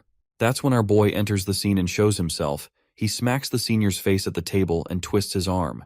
Holding him down the table, Ray asks the senior who did he threaten about taking a long walk around, and the bastard lets out that he is talking about him, the disgusting red-haired monster. The ruckus at the dinner table grabs the knights' attention as the kids inform them of the guy who's gone crazy at the table. Meanwhile, Ray, who seems to be raging with anger, beats the crap out of that blabbermouth, and Ian stops him and assures that they didn't hurt him. Urging him not to make a ruckus as the knights are watching, Gary tries to stop him and Sylvia informs him of the tests that are to be held soon, so it will affect his first impression. Our boy doesn't let go of the senior and holds him tight as he twists his arm. The students call Sir Knight and complain to him about the red-haired guy acting violently toward another student. At that moment, Sir Lancey enters the chaos and commands Ray to release the boy. While the senior screams out of pain and calls out for Sir Knight to save him, Ray, who squeezes his arm harder. As Lancey again commands Ray Talon to stop, our guy confesses to Ian that this is something he learned growing up, that when someone wants to take advantage of him or treats him like shit, it's important to show them the consequences of their actions. It seems like Ray has broken his arm, and the students are left in shock at the scary sight of the red-haired guy. Finally releasing the boy, our boy points at the senior and tells Ian that people only learn when they teach them a lesson. On the other hand, Lancey, their supervisor, glances furiously and asks Ray why he didn't listen to his orders. With a sneaky smirk, our guy apologizes to him and responds that he thought out of all people his teacher would understand what it would be like to hear problems that only he wants to hear, just like him. Without a flinch, Ray holds Gary's hand and says to continue eating because they don't want their appetite to be affected by those pieces of trash. Meanwhile, Knight Lancey is pissed off at Ray's bold move. The whispers begin to initiate about the seniors starting the fight first, and adds that they've always been bullying people, so it was about time that they got humbled and got their butt handed to those red-haired fellows. After that, the three commanders arrive at the academy, and the students assume they are preparing for the test. Winford commands everyone to keep quiet as he welcomes the head of their academy, the 6 elders.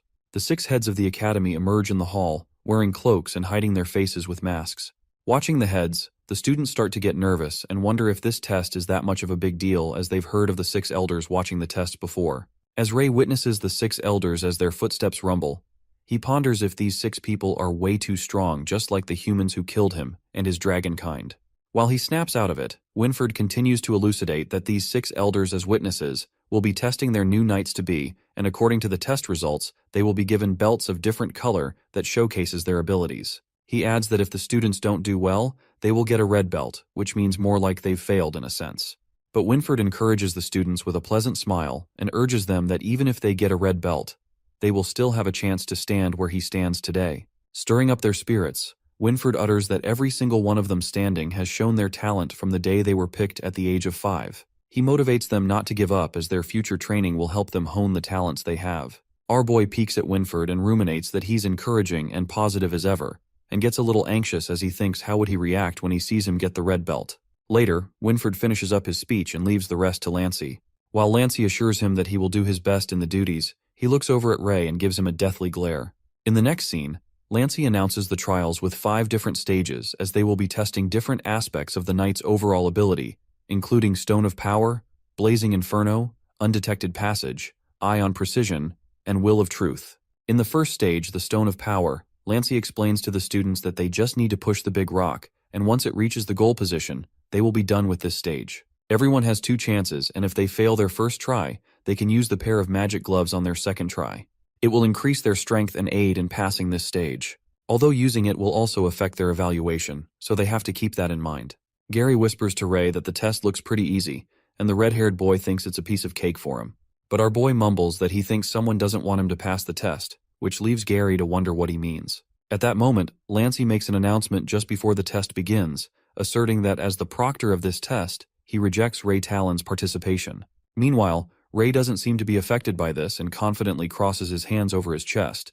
Gary and Sylvia protest that it's not fair and speculate why Ray isn't allowed to be tested. Just then, Lancey lets everyone know that it's just to warn all the knights-to-be that they must follow any orders given to them by their superiors. He adds that if anyone objects to his decision, they can report this to his superiors, and if they tell him to retract it, then he will agree without any objections. After that, he calls out the first student to be tested, and Gary whispers to Ray about being on Lancey's bad side, while Sylvia advises him to report this to higher-ups because he can't treat him like that.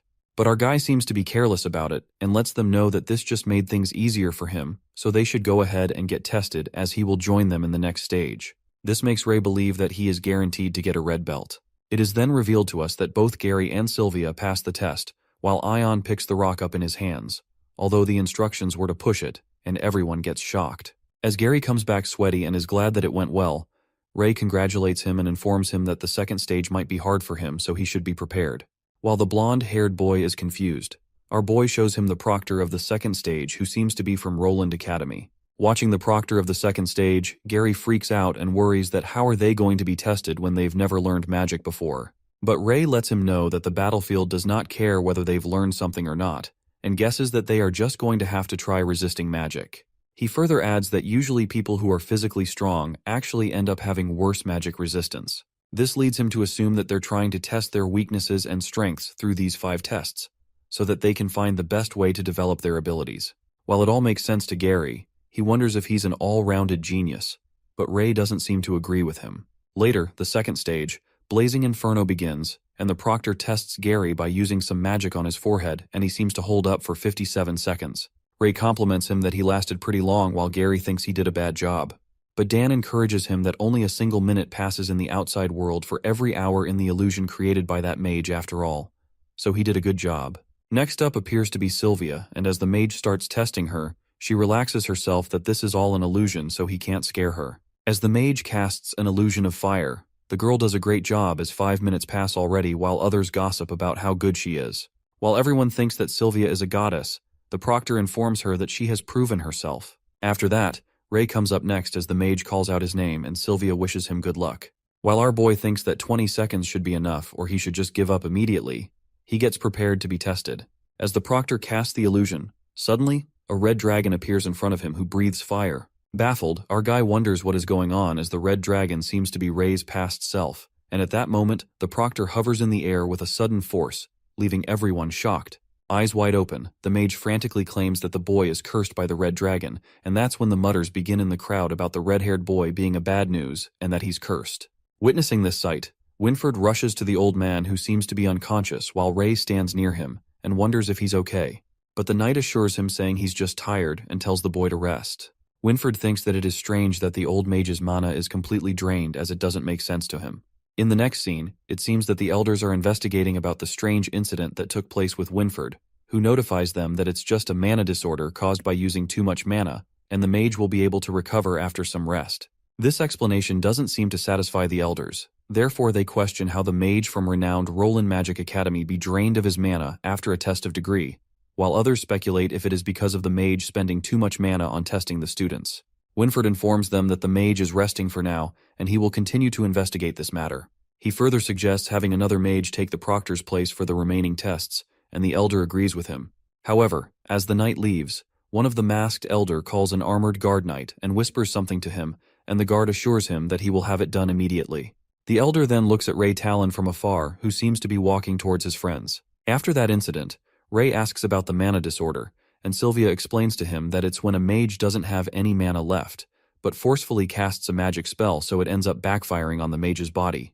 While our boy gets the point, Gary seems to find his friend unlucky thinking and lets out that geniuses always have it hard. As they both joke around, the silver-haired girl seems to be a bit skeptical about the situation and reckons that it's strange that a mage from Roland Magic Academy would make such a basic mistake and continues to wonder about the curse that he mentioned.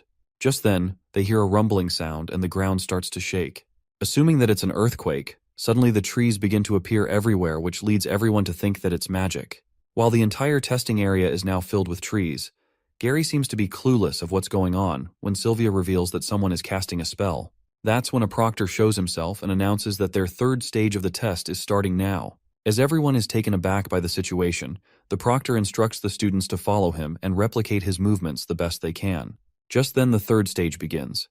Gary seems to be in disbelief about the test starting now. At that moment, the proctor starts to move already with an impressive speed and the students follow him. While poor Dan, who's still in denial, cries out about his classmates being this fast, Gary challenges his friend that he will not lose to him today, and Sylvia follows behind him, leaving him behind as no one is going to wait for him. On the other hand, the instructor ruminates that he's probably going too hard on those kids, and maybe he should wait, but as he looks behind, he's shocked to see the kids catching up to him. The proctor seems to be impressed while Gary informs his classmate Monk that they're about to catch up to him since he's been ahead from the start. The proctor seems to have underestimated the kids and realizes that there's no need to take it easy, challenging the kids to catch up if they can. Meanwhile, the kids follow the proctor. Ray admits that he's not good at this because he used to move with all his 4 limbs. He then witnesses the arrows coming in their direction and alerts everyone. It turns out to be another proctor who shoots arrows at them. The girl proctor lets out that the third stage proctor didn't have to hold back that much since there are too many kids, but he assures her that kids are pretty good and she'll see. The girl proctor then orders the kids to keep following him, or else they lose him, reminding everyone to grab a bow. As they all wonder about the bow, they come to realize that they're being tested for the 4th stage as well. While Gary wonders if they're testing them on the accuracy with their bow, Sylvia agrees with him, and they all move ahead. The proctor of the 4th stage announces that the targets have been set up in the forest ahead, and they will pass after hitting 3 targets under her interference. That's when the 4th stage, Eyes of Precision, commences. And our guy thinks he's fine with getting a red belt, but he doesn't want to come in last either. Therefore he decides to show off a little as he activates his dragon eye. As soon as he activates it, in a flash, an arrow with magic moves towards Gary's direction and Ray immediately senses it, pushing his friend out the way.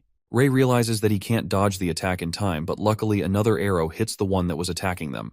Our boy senses danger and ponders that this arrow is too strong for a single test as it was a close shot. Just then, one of their classmates, Marcia, saves them and questions them if they're okay, while Gary thanks her and compliments her that she's good.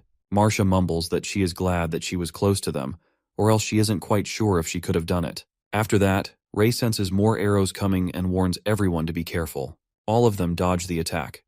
Meanwhile, our boy grasps the situation and senses that something isn't right, because the arrows that came at them were enveloped in chi and are completely different from the arrows the proctor has shot at them.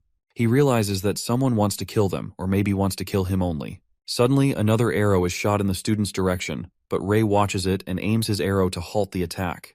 On the other hand, the 4th stage proctor also senses danger, while our guy, who's just about to release the arrow, breaks his bow into pieces, leaving his classmates stunned. Feeling that something isn't right, the proctor tries to follow the imposter after she releases an all-out attack, but is shocked at the speed and the fact that the imposter was able to dodge her attack without leaving behind a single trace. She wonders who in the world wants to attack their students and tosses the arrow out of the tree.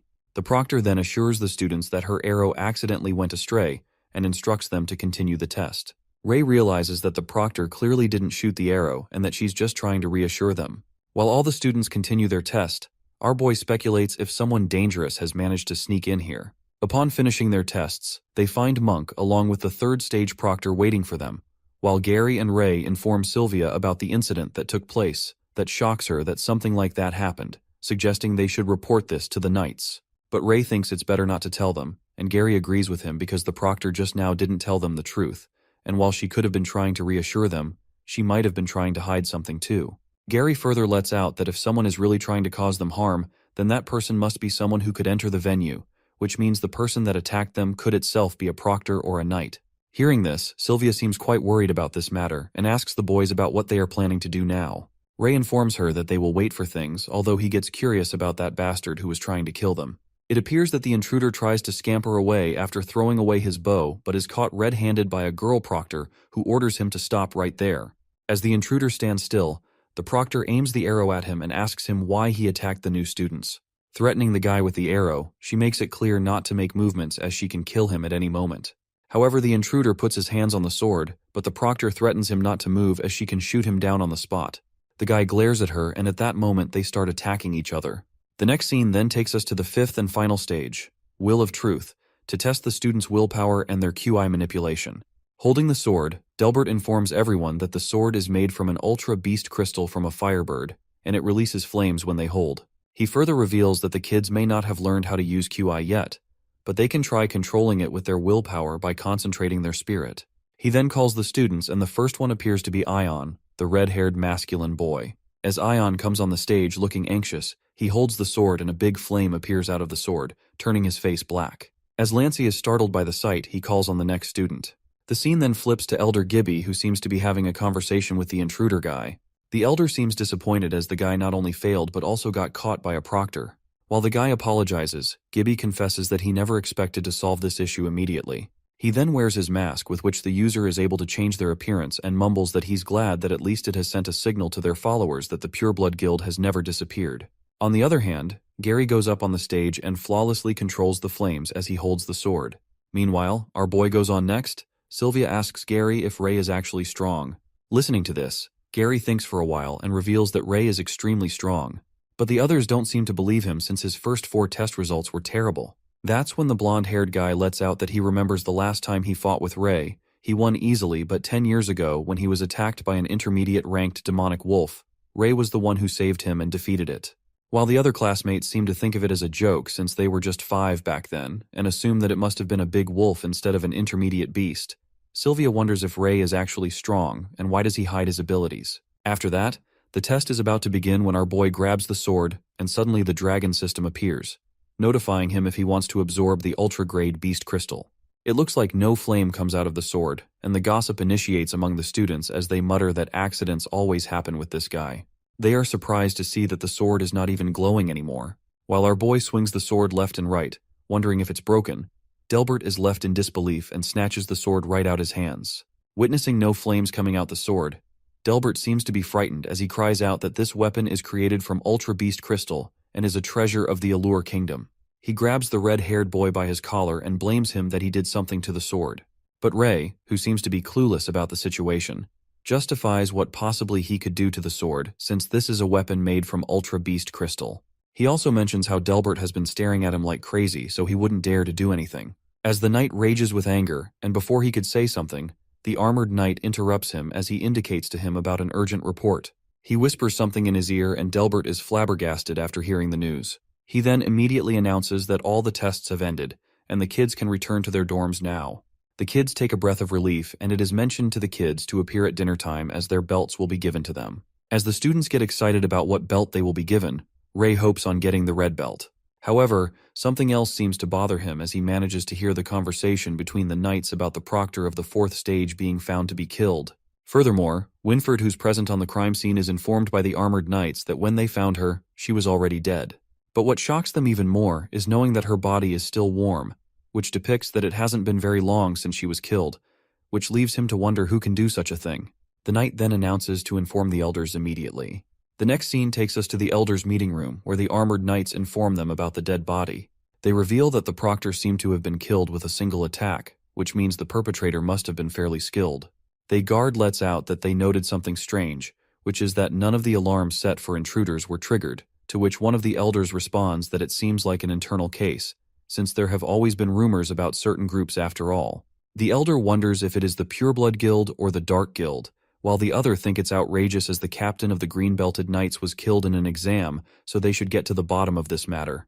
Waiting for the head elder of what he thinks of their decision, the head warns them that not a word of this incident should spread outside these doors and orders the knight captains to continue investigating to find the culprit. As it is dinner time, all the students are gathered to receive their belts, and everyone gets nervous. Meanwhile, Gary and Sylvia seem to be talking to a girl named Marcia Woodwork, and the silver-haired girl gets happy to finally get a female roommate.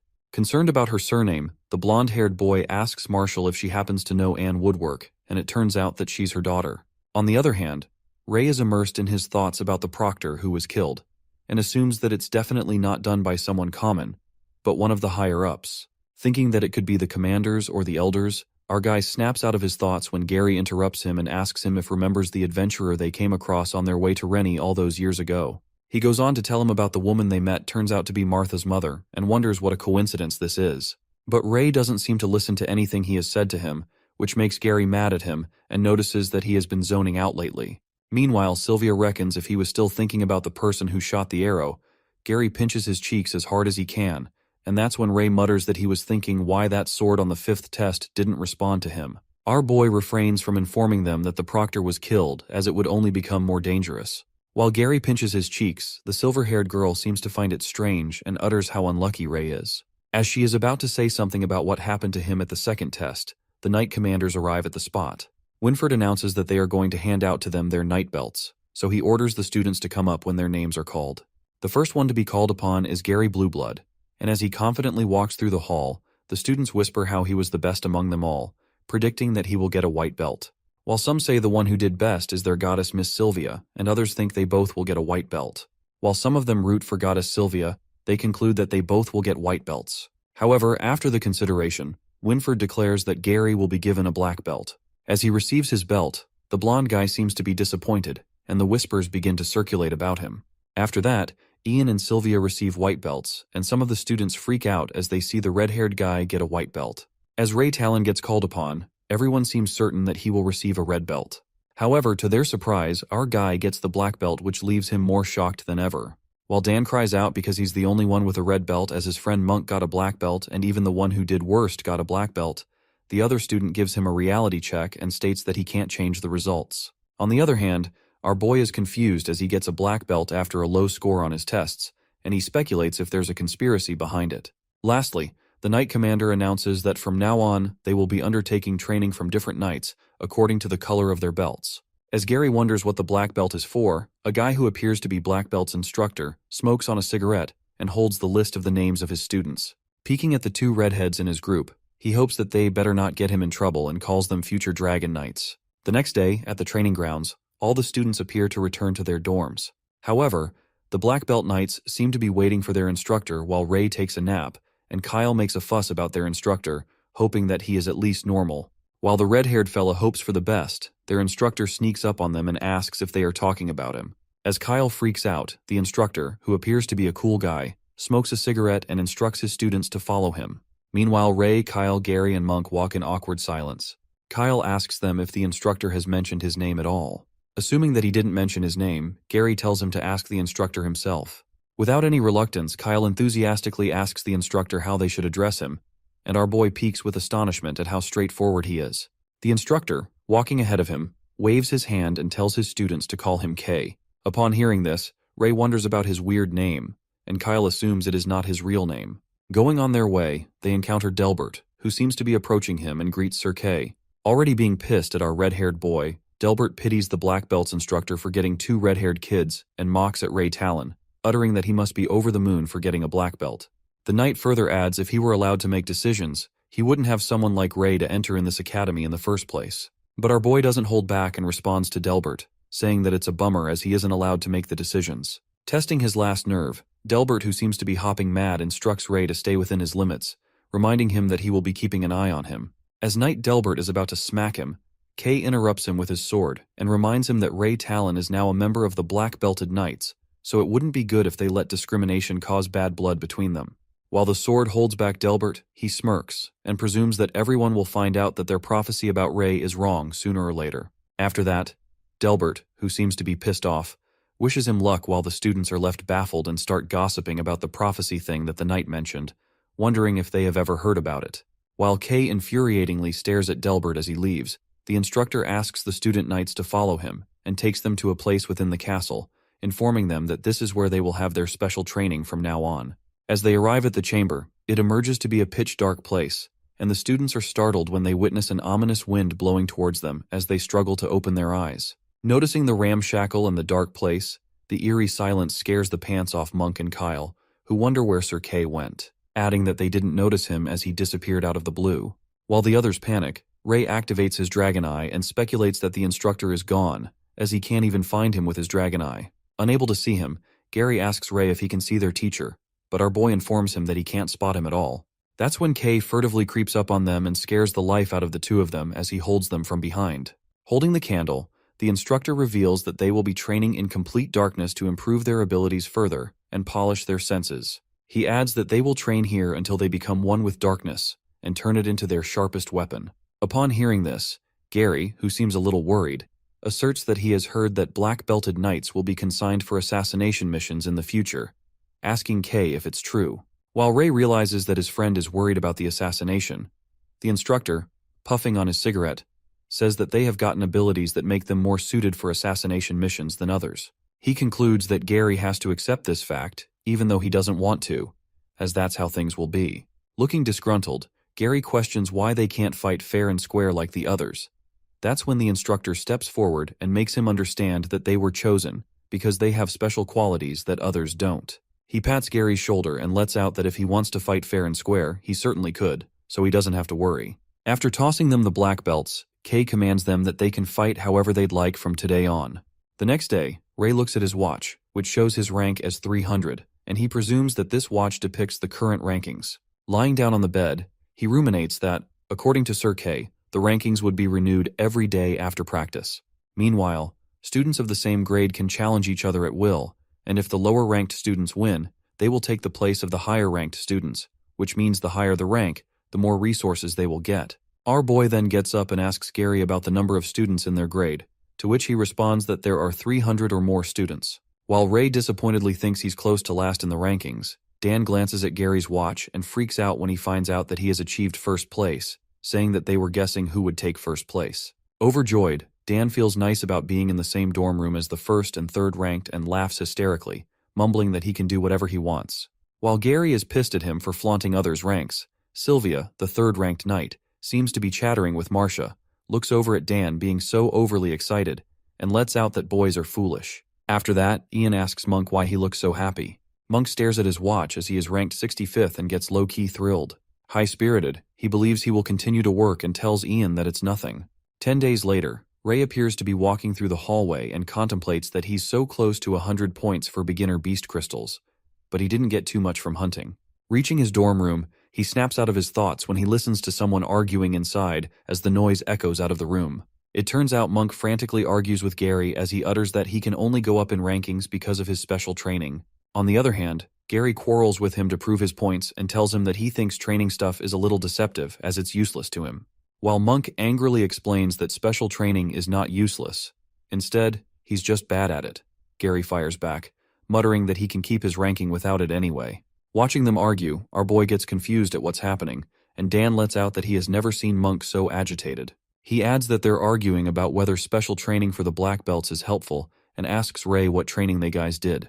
Regarding the special training, Ray reckons it is a given that Gary isn't good at stealth, assassination, and hiding one's trace, but Monk has shown great talent for it. As they continue to bicker, our boy speculates that Gary is not wrong either. He is better than Monk in all basics, and even though Monk is becoming strong quickly, Gary's still stronger than him overall. Meanwhile, Monk yells that he can't just put down his hard work like that. Gary angrily shouts that he can think whatever he wants as he just gave his opinion.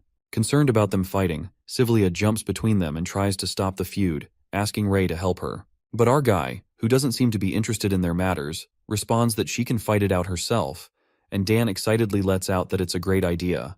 While Sylvia is annoyed and tells Dan not to fan the flames here, Monk claims to have a rank battle to end this once and for all. Gary agrees to the battle, saying that he's okay with it, and challenges him to see if those skills he loves so much are helpful in the battle.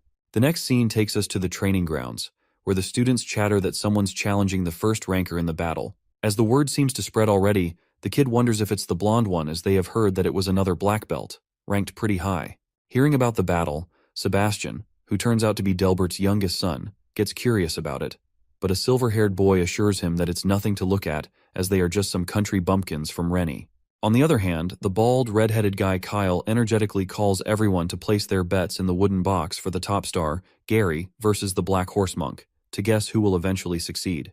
While Dan seems to be the first person to bet, he bets for Gary for 10 pieces of silver, and Sylvia loses her nerve and shouts at Dan for betting on his roommates. But to her surprise, her roommate Martha also bets on Monk, thinking that maybe he will surprise them, and poor Sylvia is shocked to see her. Bothered, Sylvia asks Ray if Monk has a chance to win this battle. At that moment, the fight seems to begin as Gary and Monk hold their wooden swords while Kyle acts as a referee. Witnessing this moment together, Kyle excitedly commands them to begin. Meanwhile, Ray asks Sylvia if she thinks Gary's going to win, and the battle commences as both opponents strike at each other. As they continue to have fierce competition, Sylvia elucidates her point of view by asserting that Gary is definitely gifted, has a great technique, and stands out among all of them. However, Monk has worked harder than anyone else on the special training, and he's most likely Gary's greatest current rival. Monk strikes a powerful blow at his opponent with the sword and it creates smoke all around. As he thinks that his training worked, the smoke disappears and Gary manages to block the attack. While their swords collide, Gary warns Monk to give up as he can't win. On the other hand, Ray concludes that Monk has certainly improved a lot, and Gary has to deal with him carefully. However, he still thinks that Gary is going to win. Our guy then takes a yawn and is about to nod off. Sylvia, who seems to be focused on the battle, lets out that Monk can't fill in the gaps within his abilities in such a short time, while Martha, who betted on Monk, stresses out as she watches him losing the fight. All the people in the training ground seem to anticipate Gary as the winner, and it turns out to be the truth when he strikes one last shot and breaks Monk's wooden sword, which shatters into pieces. As Gary wins, Monk is left in disbelief with his defeat and utters how this could happen. He melts in breakdown, and Gary apologizes to him, saying this is how it works. But Monk, who is not happy with his defeat, grabs his broken wooden sword with a sharp edge and loses control when he runs towards Gary, who appears to be standing on his back. Meanwhile, Monk acts frantically and moves towards him with his sharp-edged sword, saying that it's not over yet. Watching Monk, who is about to backstab Gary, Sylvia shouts at him to watch out, and Martha yells at Monk to stop. The sword, which seems to be a second away from Gary's neck from being slashed, is stopped by someone, and the blood begins to drip out of his hands. That's when Gary looks back and Sylvia is shocked as she wonders when Ray got there. It emerges to be Ray, who stops Monk from attacking him and tells him that it's enough. As Monk finally comes to his senses, he immediately drops the sword and apologizes. Sylvia, on the other hand, reckons that Monk was quick just now as she couldn't even catch his movements.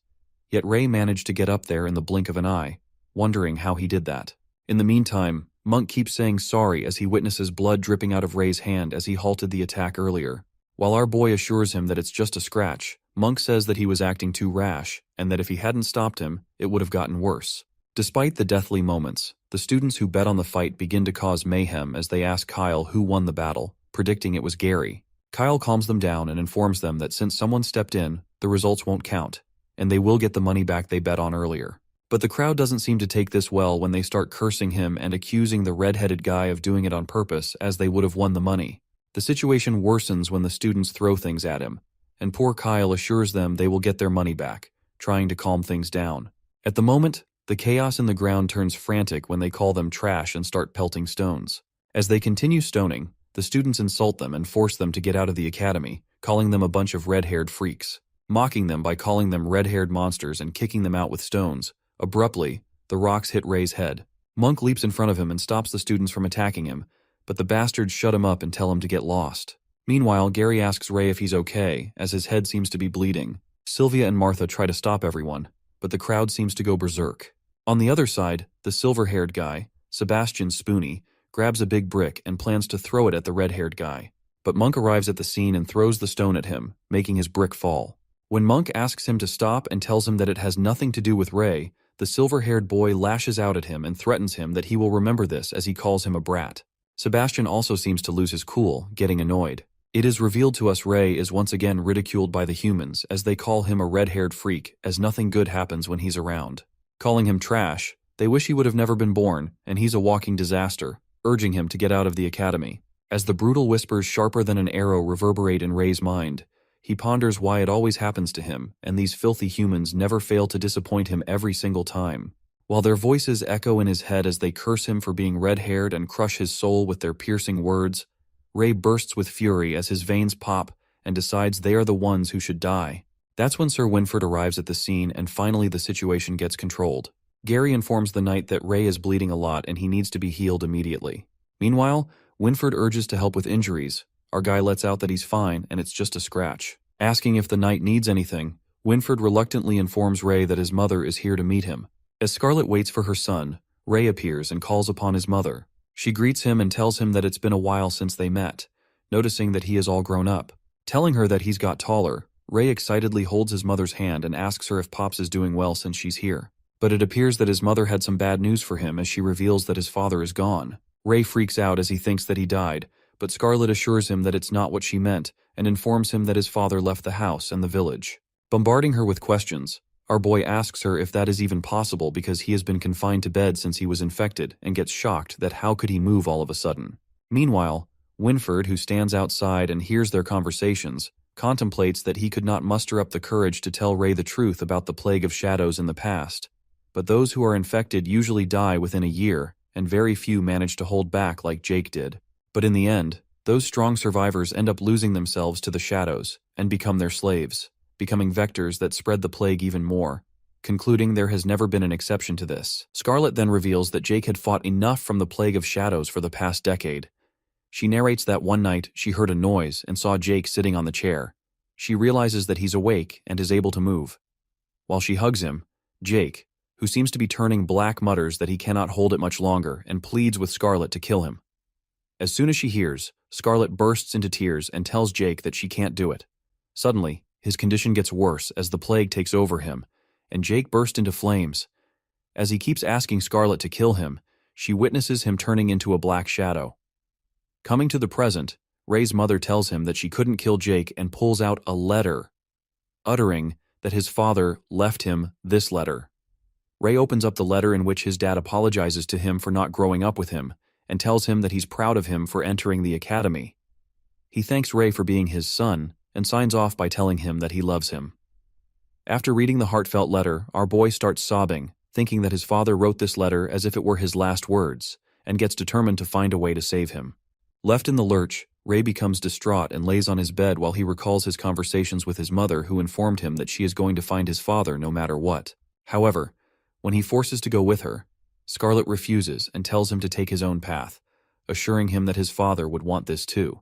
Clasping him into a hug, she feels glad to see her son again, and affirms to him not to worry about them as he should be doing what he should. Lying on his bed, our guy reflects upon the fact that it's been a decade, and he hasn't found anything.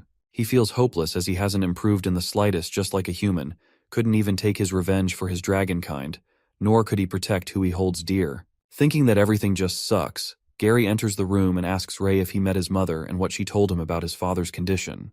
But our boy, who seems to be falling apart inside, assures him that his father is fine and walks out of the room, while Gary assumes that something doesn't feel right. While Ray walks out, he leaves a paper behind and it grabs Gary's attention.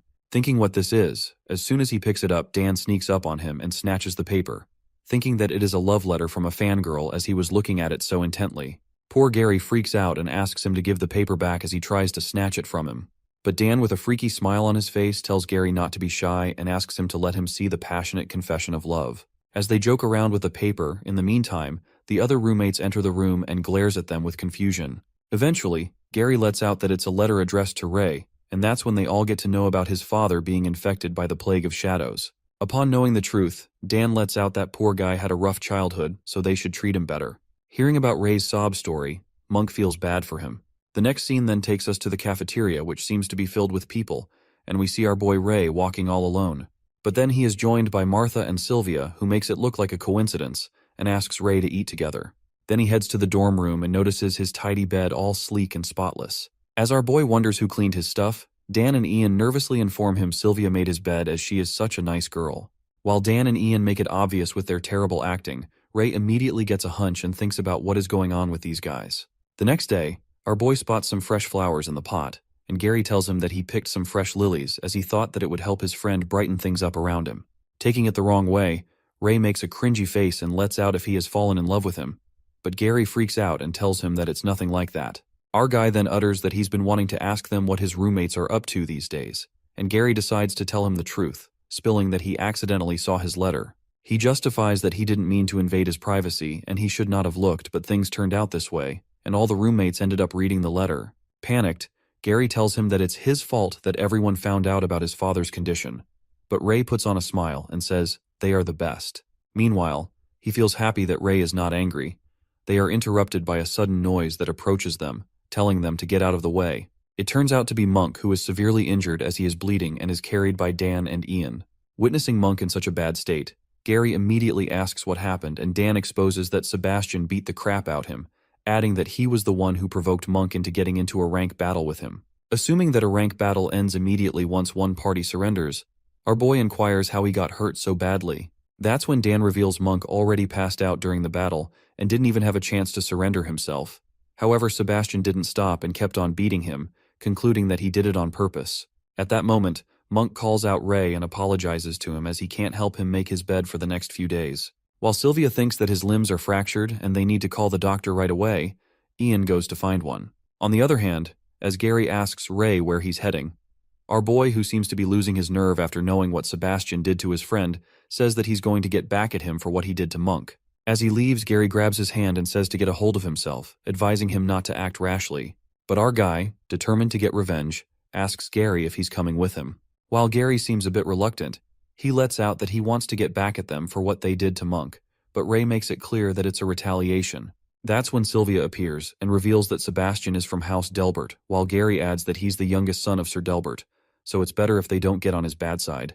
Not caring about this at all, our guy asserts that Sebastian started it, so he should pay for what he did and go on his way. Furious, Gary yells at him for not acknowledging the situation and informs him that it's not the first time that young Delbert has done something like this, adding that nobody wants to cross paths with him in the academy and warns Ray that he might get expelled. But our reckless red-haired fella assures him that he's going to be okay as he's not a dumbass, revealing that if he challenges him in an official rank, then he can get back at him rightfully without breaking any rules. Later, while House Delbert seems to be training on the ground, Ray approaches them and interrupts their training. The two of the night students confirm that Ray isn't one of them and instructs him to wait as they're practicing. Without wasting a second, our guy asks for Sebastian, and those knights confirm if he's really looking for Seabass, as they don't recall him talking about a red-haired friend before. While Ray asks them to get out of the way, the silver-haired guy who appears to be Sebastian's Spoonie yells and asks them what's happening. As Eric, the silver-haired guy, moves toward them, his teammates inform him that this red-haired guy wants to barge in here and seems to be looking for Sebastian. Walking forward, Eric utters that Seabass does not know any red-haired freaks and gets mad at Ray for barging in the middle of the training, adding rude remarks as he asks if his parents never taught him manners.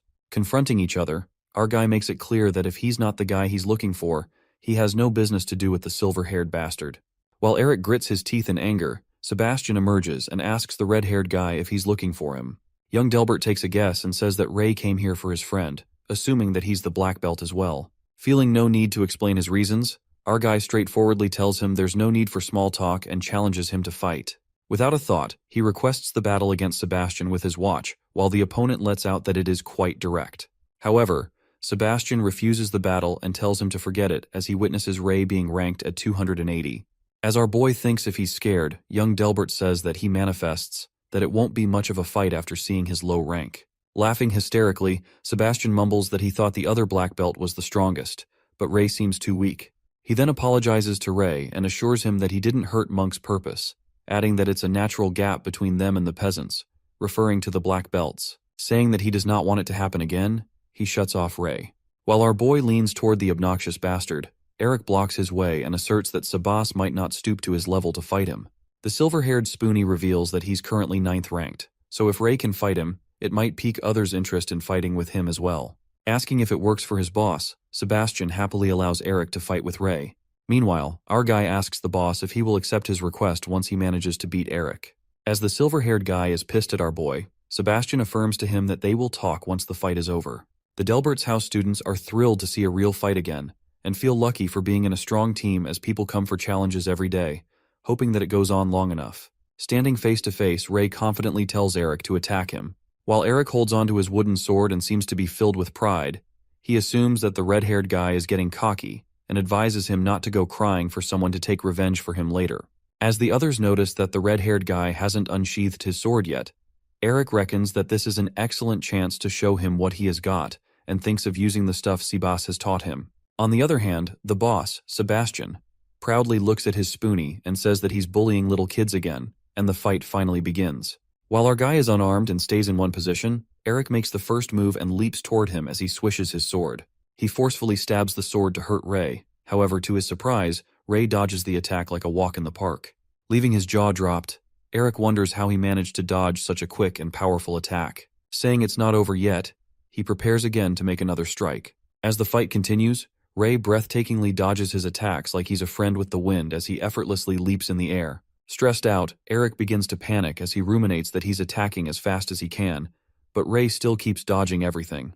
As he seems to give up, in a flash, Ray whacks a powerful punch at Eric, and the poor guy crashes to the ground. Beating the crap out of him, Eric quivers with pain as he gets punched right in the guts. After the silver-haired guy is passed out as the students carry him to the infirmary, Ray asks young Delbert if he's qualified enough to fight with him. Uttering what good will come to him if he agrees to fight with him, that's when our guy shows him something that convinces Sebastian to fight with him. It turns out that Ray tosses out 2 intermediate beast crystals and reveals that he will offer him 2 of them if he wins. Freaking out after watching the crystals, Sebastian asks him where he got those and clarifies that he doesn't want to get in trouble for getting dirty items. While our boy reveals that his parents left these crystals for him as they are adventurers, Ray entices the offer by saying that he still has the chance to get them as he hasn't used them for equipment. It seems like young Delbert is quite intrigued by the crystal as he accepts Ray's challenge but demands one condition. Revealing his condition to make this rank battle held in public, Sebastian utters that he doesn't want people to think that he pried those beast crystals from him unwillingly, and our boy immediately agrees, admitting that he wanted it that way, to begin with. The next scene takes us to the training ground, where students are rooting for their boss Sebas to beat up the red-haired freak.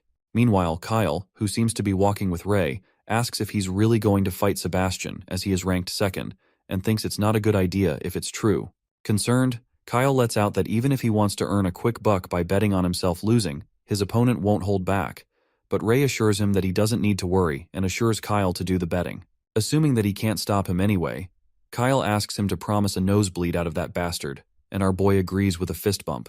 While Kyle begins the betting for black-belted Ray versus white-belted Sebastian, Dan asks others how long Ray can last, and Ian hopes that he doesn't get hurt.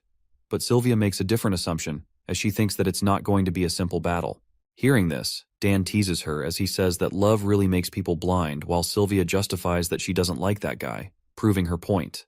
As she gets mad at Dan, saying that he is blind because he does not believe how strong Ray is, Gary contemplates that he is not worried about whether Ray will win this battle. Instead, he's more worried about Sir Delbert, who might get mad at him for this. Stepping onto the battle stage, Sebastian, being the over-the-top guy he is, reminds Ray and mocks him by saying that the children of knights become knights, but the children of farmers become farmers, and no one can surpass the boundaries of class. Holding his sword, young Delbert makes it clear that Ray might have gotten a little confident after beating Eric, but he will quickly see the difference between them after fighting him. As one of the knight students commands them to be in positions, our guy advises him to leave the nagging for his lackeys. While the fight is about to begin, Ray covers his face with a black cloth that only shows his eyes. As the battle starts, Sebastian makes the first move and smashes the sword towards him. Our boy impressively dodges the attack, and his opponent tells him he's pretty lucky because not many people dodge his first attack. Asserting that his luck is pretty bad, Ray manages to scratch his face in a short time while Sebastian wipes his face and thinks it is too shallow, letting out if this is his true strength, he can never win against him. In the middle of the battle, our guy asks Sebastian why he talks so much and assumes that he has been winning all this time because he keeps running his mouth. Flustered, young Delbert leaps towards him at light speed and utters that his luck ends here. That's when our boy smoothly bolts the attack and pulls off a camouflage move, cutting through Sebastian's face and shoulder as it bleeds. As everyone is left astonished, Dan wonders how Ray attacked him and seems in disbelief as Sebastian got hurt first. While Ian is also shocked at this miracle, Gary presumes when Ray learned this technique and figures out that the way he dodged Sebastian's attack was just like how Sir Kay did it. After that, young Delbert, who seems to have taken enough of this, casts magic on his sword and warns Ray if he can dodge this attack. The crowd cheers for Sebastian as Chi appears to be converging on sword, and they excitedly root for him. While he attacks Ray with the sword merged with Chi, our boy again swerves the hit, but this time, young Delbert seems to grasp his technique and utters that he knew Ray would do that. Knowing that he will keep dodging the attacks, Sebastian's sword goes berserk as it keeps striking at Ray, leaving no room for avoiding the hits. Meanwhile, he continues pounding the sword. The students cheer up for their hero, the white-belted knight, as they think that he's so cool, and encourages him to put the red-haired brat in his place. Immersed in the battle, Dan speculates that Ray has been dodging the attack this whole time, so he is bound to get it. Thinking that bastard Sebastian took things far, Sylvia assures them that Ray is all right and tells him to look closer. She reveals that the one whose advantage is actually Ray's opponent. As they witness young Delbert being slashed numerous times as he soaks in blood, Dan's jaw drops as he thinks that Ray has been avoiding the attacks all this time. But Gary, who also seems quite thunderstruck, lets out that Ray is the one who's attacking the entire time. Sylvia further elucidates that every time he dodged Sebastian's, he counterattacked at least once, adding that Ray gradually minimized Sebastian's stamina to make him exhausted. While poor Sebastian is covered in scratches, he furiously yells that even his father was never beaten up like that. Threatening to kill him, Sebastian runs toward him to make another attack. However, he is again slashed by Ray's sword.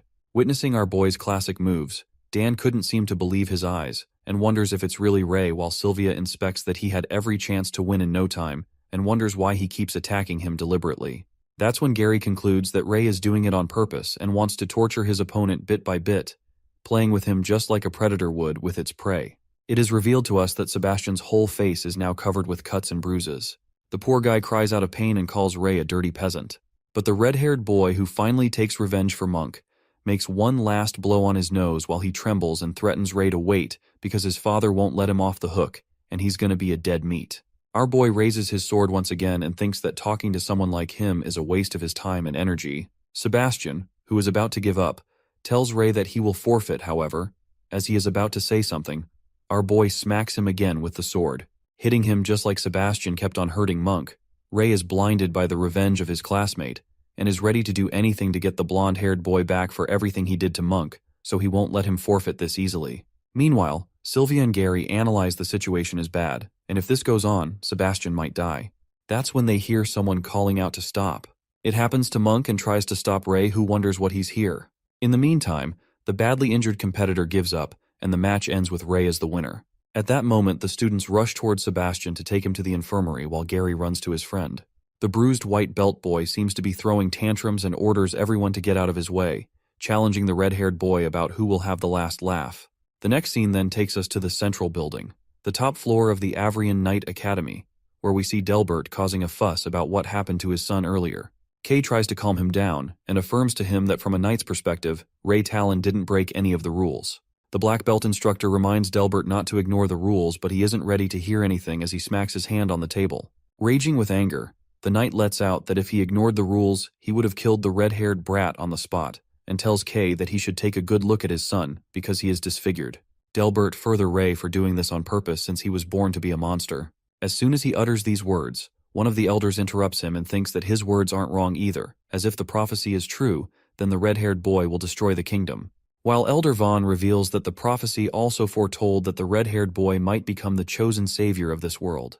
But Vaughn is interrupted by someone who mutters that the child has already shown the signs of becoming a calamity. As it happens, another elder suggests that it will be easier to expel the red-haired boy, and maybe this would spark the beginning towards the end.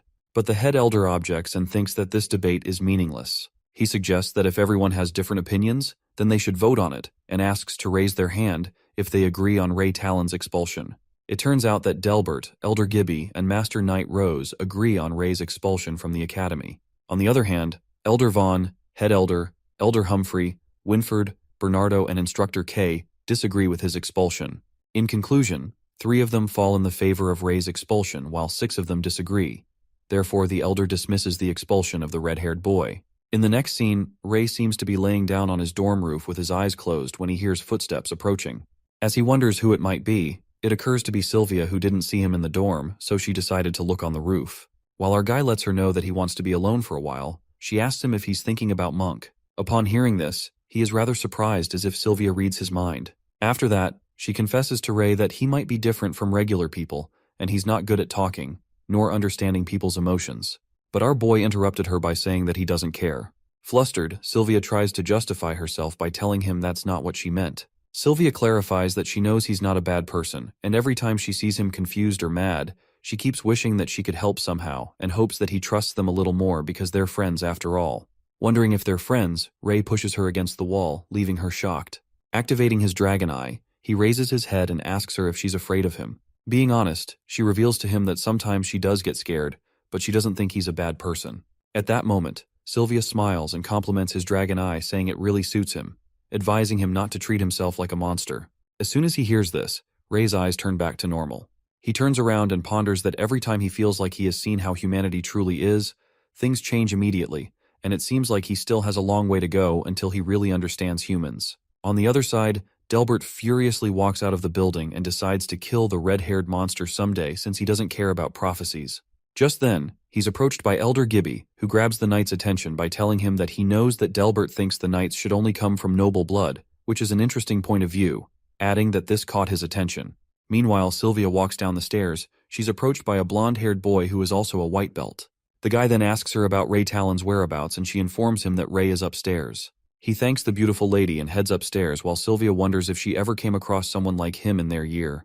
While Ray is still on the roof, he hears someone coming in again and thinks that it is Sylvia, asking why she came back. But to his surprise, it turns out to be someone else, the blonde-haired guy from earlier, who informs Ray that must have mistaken him for someone else. That's when that guy introduces himself as Harry Delbert, a second-year student, and our boy makes an annoying face as he realizes that he belongs to the Delbert family. Harry tells him that he defeated his little brother, which leads Ray to assume that he's here to take revenge. But the guy refuses and mutters that he has misunderstood his intentions, as he is not here because of something so trivial. Instead, he wants to thank Ray. Upon hearing this, our guy is left surprised to see Harry thank him for beating the crap out of his brother. Harry further claims that he's aware how arrogant his brother can be, and Sebastian never practiced sincerely before in the past, so it was a matter of time that someone defeated him to make him learn a good lesson. As the guy finishes his talk, Ray turns around and is about to leave, but Harry stops him by saying that they can't have a rank battle because they're not in the same year, and urges to teach him a lesson. He hands him a wooden sword, and our guy accepts the fight, uttering that after all that talk he wanted to take revenge after all. But Harry assures him that he just wanted to see how strong the person who defeated his brother is, and challenges the red-haired guy to show him what he's got. Meanwhile, Ray prepares himself, and reckons that Harry gives a different feeling than everyone else, so he decides to change his moves and strikes toward him. But Harry impeccably halts the attack, and Ray leans backward with the force. Watching him lean back, Delbert's son compliments him for making the right decision, while our guy is left stunned as he senses a strange feeling, and ruminates that his opponent's sword would have broken already after his attack. Ray further contemplates that if his opponent keeps striking this way, his sword will break first. That's when Harry anticipates that he doesn't know how to use chi yet. After witnessing that he can't win based on pure strength, our boy decides to use the black belt techniques that he learned. Meanwhile, they continue to strike each other. Harry effortlessly keeps dodging the attacks and asks Ray if this is all he's got. As Ray gets a little worked up and starts sweating, Harry strikes one last powerful blow at him with his wooden sword, making him trip to the sword. That's when our guy begins to bleed, and at that moment Harry ends the fight as he is about to leave. Ray, who seems to be in a bad condition, somehow gets up and asks Harry if he's the first-ranked second-year knight apprentice, to which he responds that he ranks 50th. While the red-haired guy is left in disbelief to see someone this skilled ranked 50th, Harry Delbert waves him goodbye and claims that they should fight again after he learns chi properly, which leaves Ray to wonder if he can become that stronger after learning how to use chi. The next scene takes us to the Elder's office, where we see Knight Winford concerned about the situation at the border, as more knights have gone missing lately. He continues to inform the head that their enemies are not only from outside but also from within, and there are rumors circulating about the Dark Guild that has already infiltrated the academy. As the head elder clarifies that they are not rumors anymore, Winford suggests that they should alert the students at least. While the head agrees to him, he declares that there's something important and asks Winford to bring those 5 red-haired kids, as they should inform them of their calling. After that, we witness Ray sitting on the roof as he tries to converge his aura. It is revealed to us that he has tried to converge his aura into his body, but it never ended up working for him. As it seems to be raining heavily, our guy thinks that he should stop for the day. However, at that moment, he witnesses some suspicious people furtively moving around the academy. He comes to realize that those people are planning an ambush as they see their target in sight. Meanwhile, the people stealthily move closer to their target, who appears to be one of the elders. Ray activates his dragon eye and notices that they are a plague of shadows. Bothered, he takes off his black belt and reckons if they have anything to do with his father. On the other hand, the masked people block the elder's way as they make it clear that his road ends here. While the elder mumbles that the rumors about the Dark Guild entering the academy were true, one of the guild members lets out that he realized it too late, declaring that soon the Dark Guild will take over the entire academy and no one will be able to stop them. As the old man seems to be fighting against 4 of them, in a flash, someone joins them. It occurs to be Ray, as he announces that they will be fighting 2 against 4. Hiding his face, Ray enters the dangerous situation as he holds his sword, and the elder recognizes that he's won the students and apologizes for getting him involved in this. On the other hand, the guild member gets shocked to see where the kid came from, but the other one lets out that it doesn't matter as they both are going to die. While the old man prepares to fight and uses magic, he asks Ray to help him keep the 2 people occupied. As Ray engages with the 2 members, he speculates that the old man chi is unique, and notices that the shadow beasts have consciousness intact. He dodges the attack and plans to strike his sword from behind, but the other member comes in between. As one of the guild members casts magic, Ray leans back, and they realizes at once that he doesn't know how to use chi, concluding that he's an amateur. Thinking that they found him out, he puts the sword in his mouth, and the guild members get confused as they see him. They decide to kill him and leaps towards Ray, but he keeps on dodging the attacks that leaves the shadow to wonder that this brat's movements are weird. Losing track of Ray as they fail to catch up to him, they search for the red-haired boy and witness two of their members killed by the strong old man. The elder tells the two other members to continue the fight as he wants to see what that child can do.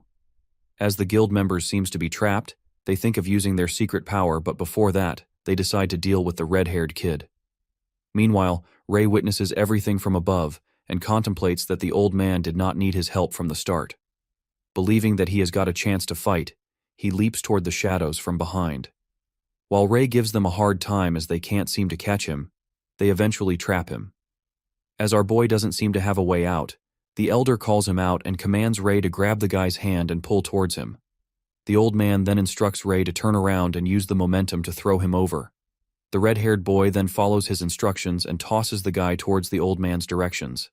The elder then strikes a powerful punch with chi, and the shadow guy glides away as an explosion occurs. Watching the guy explode, Ray wonders how strong the elder is, and at that moment, the knights arrive at the scene. While the one last guild member tries to run away, our guy goes after him, but the elder stops him and utters not to go after someone at the end of their rope. In the meantime, the knights arrive, and Ray obtains a new ability after all these years. The knights make sure that the elder is all right, and the old man assures them not to worry, notifying that there's one member that slipped away so they can chase after him if they want. Meanwhile, the knights chase after that one guild member. The elder appreciates Ray for his help and calls him a talented student. Curious, Ray asks the old man about why the guild members attacked him, but the elder dodges his question. At that moment, the old man taps his shoulder and asks him if he doesn't know how to use chi yet, and suggests Ray to join the martial arts club once he becomes a second year. After that, as the elder leaves using chi and disappears like the wind, our guy is left surprised and thinks that he's a strange old man. The next scene takes us to the head elder's office, where Winford seems to be waiting for Ray. As Ray arrives, Winford informs about the head elder summoning him, which leaves our guy to wonder if he had been caught this quickly. It appears that Winford summons all the red-haired kids, including Ian, Kyle, Sloth, Badger, and Ray. While the kids seem to be impatient and speculate that the elder have a special mission for them, the head elder gets straight to the point and reveals the reason for summoning them is because of the prophecy. The old man discloses that 10 years ago, there was a prophecy was heavens that predicted that their land will be saved by a red-haired boy from the brink of destruction. Upon hearing this, Kyle assumes that it could be one of them, but the elder lets out that they have found 10 red-haired kids who fit this description, which leaves Ray surprised as ever. Asking about the other 5 children, the elder lets out that the other 5 children have an aptitude for magic, so they are studying at the Roland Academy. As soon as Ray hears this, he gets reminded of Amy, who's also studying there, and thinks that she already knows about those people. While Kyle and the other redheads seem to be exhilarated about saving the world, the head elder continues to tell the prophecy. He reveals that in the past, 5 dragon knights saved their land from danger, defeated the shadows, and found the Avrian Knight Academy. Leaving the priceless heritage behind, the head elder gives them a big responsibility to protect the heritage and informs them about receiving even more training other than basic and special training. The 5 red-haired kids are anticipated to become the Avrian's Academy's new generation of dragon knights. As they leave the office, Kyle and one of the twins feels happy about becoming saviors, while Ray asks Ian if his hairs have always been red. Meanwhile, Ian responds that his hair has always been like this, and he also went through a lot of trouble growing up. Our guy reckons that everyone's hair has always been red. However, Ray's hair turned from black to red. Our boy speculates whether he should be counted as a dragon knight, which leads him to think that the head elder must be hiding something from them. The next scene takes us to the head elder's office, where Winford seems to be questioning the head about not disclosing the whole prophecy to the children. The head affirms to him that kids have enough burdens on their shoulders, so they should let them know things when they're ready, and the knight unwillingly agrees with him. The scene then flips to Ray, who begins to search for the dragon knights. The The boy narrates that some people still think of dragons as symbols of evil, while some didn't believe that these creatures ever existed. A minority still believed that the dragon were the protectors of this land as the world wasn't plagued with shadows in the past. As he read more about the knights, one book stood out to him in particular, as it mentioned the guidance of God. While books written about God are forbidden for humans, Ray couldn't find anything useful and goes to a priest to find answers. It is revealed to us that along with their special training with Sir Kay, they also train under Winford for extra training to become dragon knights. As the training continues, our boy contemplates that if it weren't for this knight training, he would have immediately gone to have a chat with God and ask him why he turned him into a human. Our boy then narrates that a year has passed with his training, and he also managed to find the time for hunting sessions, adding that tomorrow will be the first day of their second year of training. Coming back to the present, as Ray seems to be sleeping, he hears a noise and witnesses Gary having a nightmare as he trembles. As Gary opens his eyes, he gets scared to see Ray standing in front of him and tells him to go sleep as they have a ceremony in the morning. Assuring that he's fine, our boy gets curious and wonders what kind of nightmare he had that scared him so much. The next day, while Gary appears to have a sleepless night and Ray gets concerned about him, they're greeted by Sylvia, who asks them if they have chosen a club they want to join. As our guy seems to have no idea about clubs, Sylvia annoyingly tells him to pay attention and reveals that all the second-year students have to pick a club to join and train there. Meanwhile, Sylvia decides to join the medic club, and Gary have already selected the swordsmanship club. Our boy kind of feels left out, but then he gets reminded of someone who told him join a club. He recalls that the old man suggested him to join the martial arts club. With no clubs to join anyway, Ray decides to give it a try and plans on using that time to hunt beasts if he finds that club boring. It is revealed to us that after Ray obtained the new ability, he found out that he had no mana, which is why he failed the assessment all those years ago. Our boy then hopes for things to change once he starts absorbing intermediate beast crystals, but he hasn't been able to act freely after winning against Sebastian, as many people are eyeing him. While he wonders that he's currently ranked 10 and he needs to give up on some fights, Ray finds the way to the martial arts club and is quite surprised when he reaches a place that seems very distant and remote. Witnessing there's no one at the entrance, he decides to go in and thinks if there's a martial arts club in this shabby place. Ray calls out to find someone and finds someone sitting inside. He approaches the man and notices that there's no reaction, and he can't even feel his presence. Assuming that he's dead, as soon as Ray taps on the old man's shoulder, the old man grabs his hand and forcefully slams him on the ground. While the old man gushes with anger and utters how dare he entered this place, Ray clarifies that he came here to join the martial art club as he called him here. Upon hearing this, the old man calms down and realizes that he's the red-haired student that helped him that day. It turns out to be the elder, and he begins to pat Ray. Our poor boy asks the old man why he attacked a stranger without knowing why he came here as he almost died today. The old man apologizes to him and lets out that many strange people have been coming here lately, so he's a bit concerned. The old man gets happy as Ray listened to his advice and joined the club, revealing that he will be his student. As our boy hears this, he is left in disbelief and reckons that the old man tricked him into joining the club. Feeling trapped, Ray wonders how he is going to slip away if it's one-on-one. The old man instructs Ray to start from the basics, as when they first met, he didn't know how to use chi.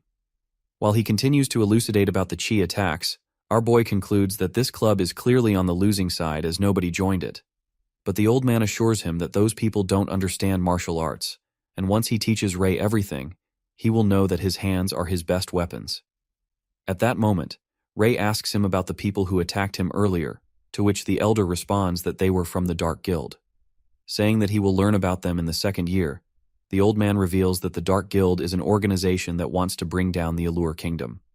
He further narrates that their leader was a higher-up of the Avrian Knight Academy in the past, and they created this organization after they were expelled from the academy.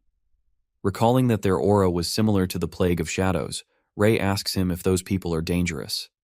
The old man decides to tell him the truth since he owes him a favor, and confesses that those guild members wanted him to die because he's one of the 6 elders of the academy. Elder Vaughn then takes off his shirt and exposes his muscles, uttering that he might be old, but he's confident in his muscles. Supposing that he knows about Ray's prophecy, our boy decides to show his full strength when Vaughn commands him to show what he's got. That's when our boy punches the old man with full strength. As his hands hit his masculine body, Ray reckons that it's hard, just like hitting a metal board. While our boy's hand gets nearly crushed, Vaughn asks him if he used chi in that attack. Blowing his hand, Ray refuses, and the old man excitedly tells him that he's stronger than a bull and that once he gets the hang of chi, he will soar in the heavens. Listening to this flattery, our boy wonders if this old man is even reliable. Vaughn proudly pats his shoulder, uttering that they should begin. Saying that he did not agree to join yet, Ray freaks out and thinks that there's no going back. The next scene takes us to the training, where Vaughn seems to be teaching Ray about Chi Elder. Vaughn lets out that Chi can be produced just by breathing and transfers some Chi into his body. The old man transfers the energy and instructs Ray to feel it through his body. While our boy thinks that it's so warm and is surprised to see Chi flow like this, suddenly, Vaughn falls unconscious. While our boy freaks out as he witnesses that his mana has been activated, he tries to wake up Vaughn, thinking that he's dead. But listening his heartbeat, Ray takes a sigh of relief and assumes that Vaughn have passed out. He speculates the situation and realizes that his mana skill was activated because the system absorbed mana from the old man's body when he was transferring chi to him. Witnessing that his mana is almost complete, Ray smacks the old man as he hasn't woken up yet and concludes that he's not strong at all. In the meantime, the dragon's patience lasts only 10 minutes when he gives up on the old man, thinking that he won't die anyway. He plans to use this time for training. Our boy activates the dragon eye and notices the chi flowing within his body. He tries to converge chi into his solar plexus and successfully pulls it off. As he makes it circulate within his body, chi dissipates from his body as he tries to manipulate it. Trying to converge chi in his body, our boy fails repeatedly as the energy keeps disappearing. Thinking that the chi flow is unstable, he decides to use more energy. As Ray uses more chi, it begins to hurt his body. Starting to get out of control, the old man finally wakes up and witnesses Ray emerging great amount of energy as he seems to lose control. Shocked, Elder Vaughn then commands him not to move and pulls the energy out of him. As he pushes out the energy, it destroys the place. And that's when the Elder unveils that Ray almost killed himself after witnessing the amount of destructive power he sucked out of his body. Before our boy could grasp the situation, he collapses on the ground. It appears that Ray ends up in a hospital as he opens his eyes after hearing noises. It emerges to be Sylvia and Kyle who speculate that it might be mana deficiency that made him pass out. The silver-haired girl informs him that an old man rushed him here and only calmed down after the dean told him that Ray would be fine and he was recovering rapidly. Meanwhile, Kyle gets suspicious and thinks about who that old man is as he even got the hospital's dean to check on Ray himself. Our boy gets flustered by Kyle's high-pitched voice and ponders if the elder has to be so ostentatious. To make things clear, our guy lets out that the old man is the instructor of the martial arts club. In the meantime, Ray asks Kyle what he's doing at the hospital, to which he responds that he joined the medic club too, as he always have been interested in medicine. At that moment, Gary peeks through the curtain like a ghost, uttering that he's glad that Ray woke up as he was going to die from all the noise. Looking at Gary next to his bed, our boy thinks that they've moved their dorm here, and Gary, who seems to in a bad shape, mutters that he haven't been sleeping well lately, so he ran out of stamina during training and came to the hospital to get some rest. While Gary argues with Kyle for nagging him to get some rest, Ray wonders what kind of nightmare he's been having. After getting discharged, our boy goes back to the martial arts club, and Elder Vaughn yells at him for coming back here, calling him a fool. As our boy freaks out, the old man grumbles and clarifies that if he hadn't been there, Ray could have died, and in the worst situation, he wouldn't have been able to use chi anymore.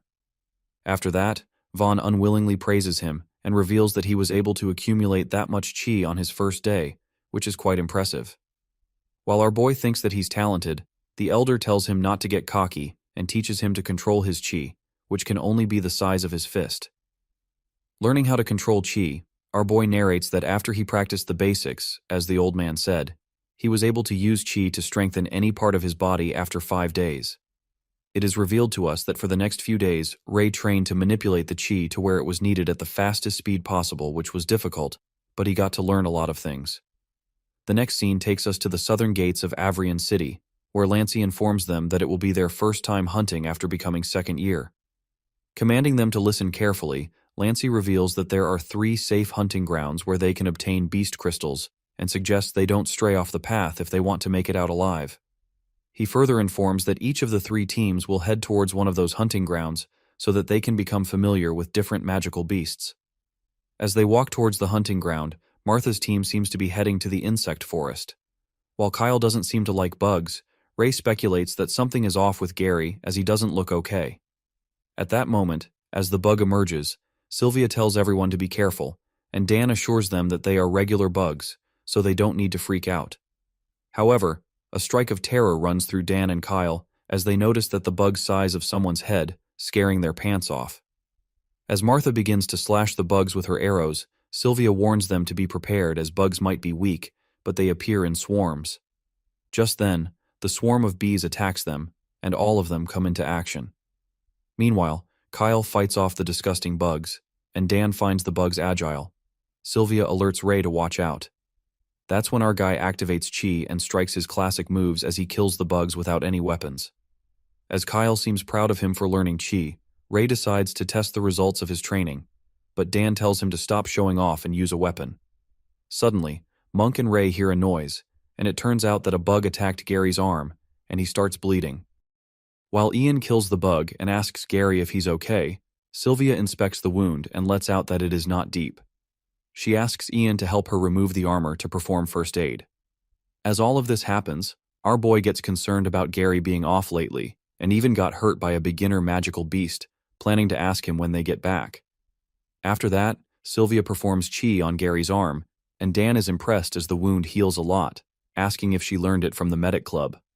Kyle agrees and elucidates that Chi can help cells recover faster, so it can be used for simple first aid. Upon hearing this, our boy ponders that he's not the only one who learned some new tricks and decides to work harder. Later, Dan picks up the beginner beast crystal and lets out that they will not be able to hit the tax limit for today. As Ray asks him about the tax, Dan reveals that according to instructions, they have to hand up 1/10 of their earrings when they beast crystals at the hunting grounds only if they manage to get more than 10. Meanwhile, Dan clarifies that's how the academy operates. Our guy reckons that he needs to get past Lancey. It appears that Ray has gotten more than 10 crystals, and then he peeks at his dragon system. At the entrance of the hunting grounds, Lancey collects the beast crystals. As Ray hands in only 5 beast crystals, Lancey lashes out at him and thinks that he's trying to trick him. He then orders Ray to take off his equipment, and our guy confidently takes off everything. While Lancey does not find a trace of the beast crystals, he freaks out and gets angry, muttering that it's impossible. He accuses the red-haired boy of hiding the crystals somewhere on the mountain, but Ray tests his last nerve and gets cocky, assuring the knight that he won't find anything. As they walk away, Monk asks Ray how he managed to do that, as he got more than 5 crystals, and our guy tells him that it's a secret. It is revealed to us that Ray finds out that after saving the beast crystals in the system, the crystals, in turn, become useless rocks in real life. The boy then narrates that the dragon system directly gives him the beast crystals after hunting magical beasts, but everyone else needs to find them from the bodies of magical beasts. To not raise suspicions, he asked the system not to extract beast crystals for him, and besides, they can't be taken out once he puts them in. After that, Ray is left with 5 beast crystals and ponders that he doesn't have to hand them up. Finding a way to evade the taxes, our guy speculates that he needs to careful as if Lancey finds out he won't let it slide. In the meantime, Ray decides to head back and calls out Gary, thinking that he left something behind. As soon as he taps Gary's shoulder, he starts muttering about opening the red door. At that moment, Gary quivers with fear and begins screaming as he covers his ears. While Ray tries to calm him down, Monk gets concerned about them as they both were coming right behind him. He then informs Sylvia and Dan that he's going to find them, heading to the hunting grounds. Meanwhile, Monk finds Ray and Gary. He asks the matter and tells him that everyone is already far ahead. That's when our guy lets out that Gary is not doing so well and keeps talking about a red door. As the blonde-haired boy seems to be scared stiff and utters that he has to the red door as the voice keeps calling him, Monk takes a guess and says that he might be talking about the Avrian prison. It is revealed to us that Ray communicates with the voice who tells him that it's been waiting for him and reveals a hidden piece of history and secrets of this world. The voice seems to be coming from the red door, and suddenly, it disappears as the doors close. While Ray screams and asks to wait, he wakes up and gets shocked as the dream feels far too realistic. As the blonde-haired boy seems to be mumbling about the red door in his sleep, our boy ponders that it might be the same red door in Gary's dream.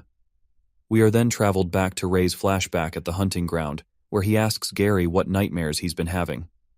Panicked, Gary reveals that he only passed by Avrian prison one time and glanced at those red gates. Since then, he's been having nightmares every night, and every time he wakes up, he doesn't remember his dream. While the poor boy is traumatized, Gary adds that he can only feel endless fear, and something behind those red doors keeps calling him. That's when he plans to go to that place, but Monk freaks out and discloses that the place is entirely off limits, and they can even get expelled. But it seems like Gary has no choice as he decides to deal with it. Otherwise, he will get tortured to death by the voices in his head. At that moment, Ray agrees to go with him and asks Monk if he will join them. But Monk hesitates and warns them that they can even die in there. Our guy, who seems determined, lets out that the skills they learned will work in the cover of night, so they should give it a try. Watching Monk refusing to go, Gary feels bad for dragging him into this and asks Ray not to give him a hard time as he already thankful that someone is going with him. However, our guy insists and utters that Monk is better at stealth than them, so he'd be of great help. With no other choice left, Monk agrees to go with them and tells Ray that he's repaying him for what he did for him at the duel.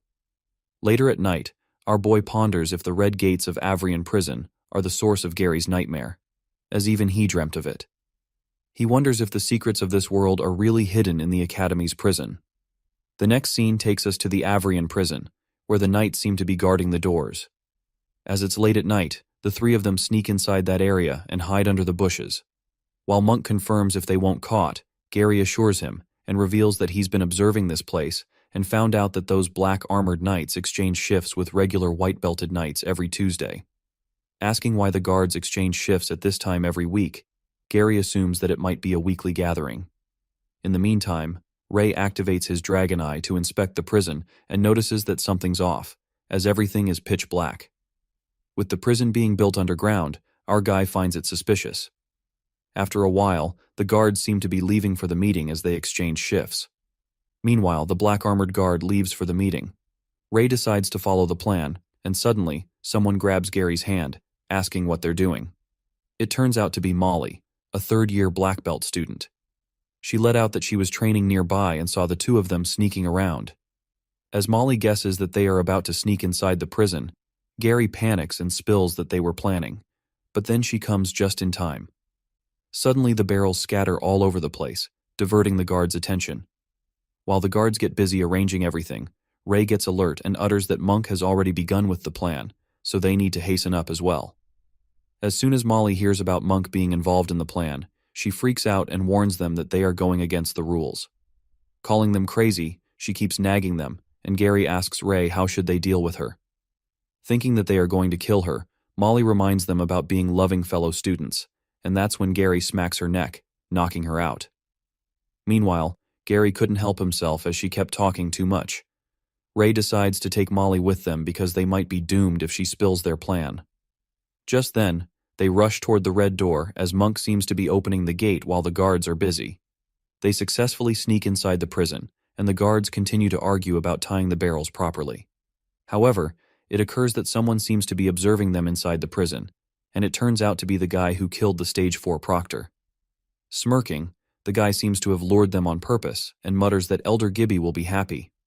On the other hand, the three of them manage to go inside and are surprised to see that there are no windows at all.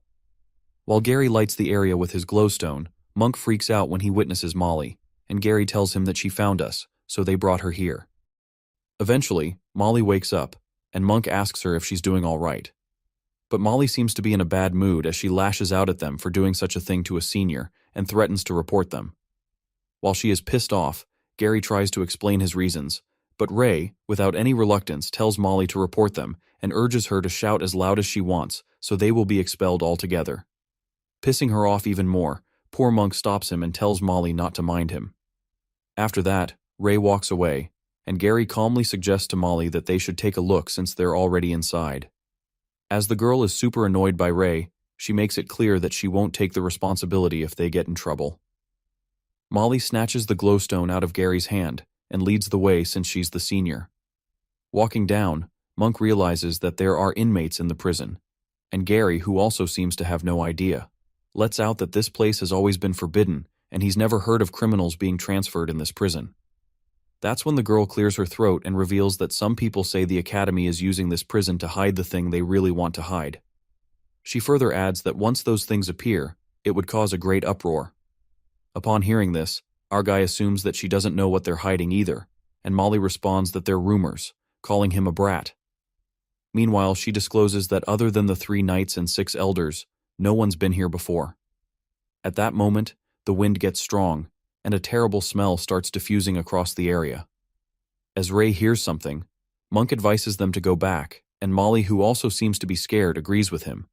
But Gary refuses, and is determined to find out what has been appearing in his dreams. They all decide to go down together, and finally reach the bottom. To their surprise, it appears to be another door. While they witness a massive door, Molly wonders what it's made of as it looks pretty old. But Gary, who's more interested in going beyond the gate, begins to open the gate with his chi. Struggling to open the colossal door, which doesn't move an inch, Gary calls Monk for help.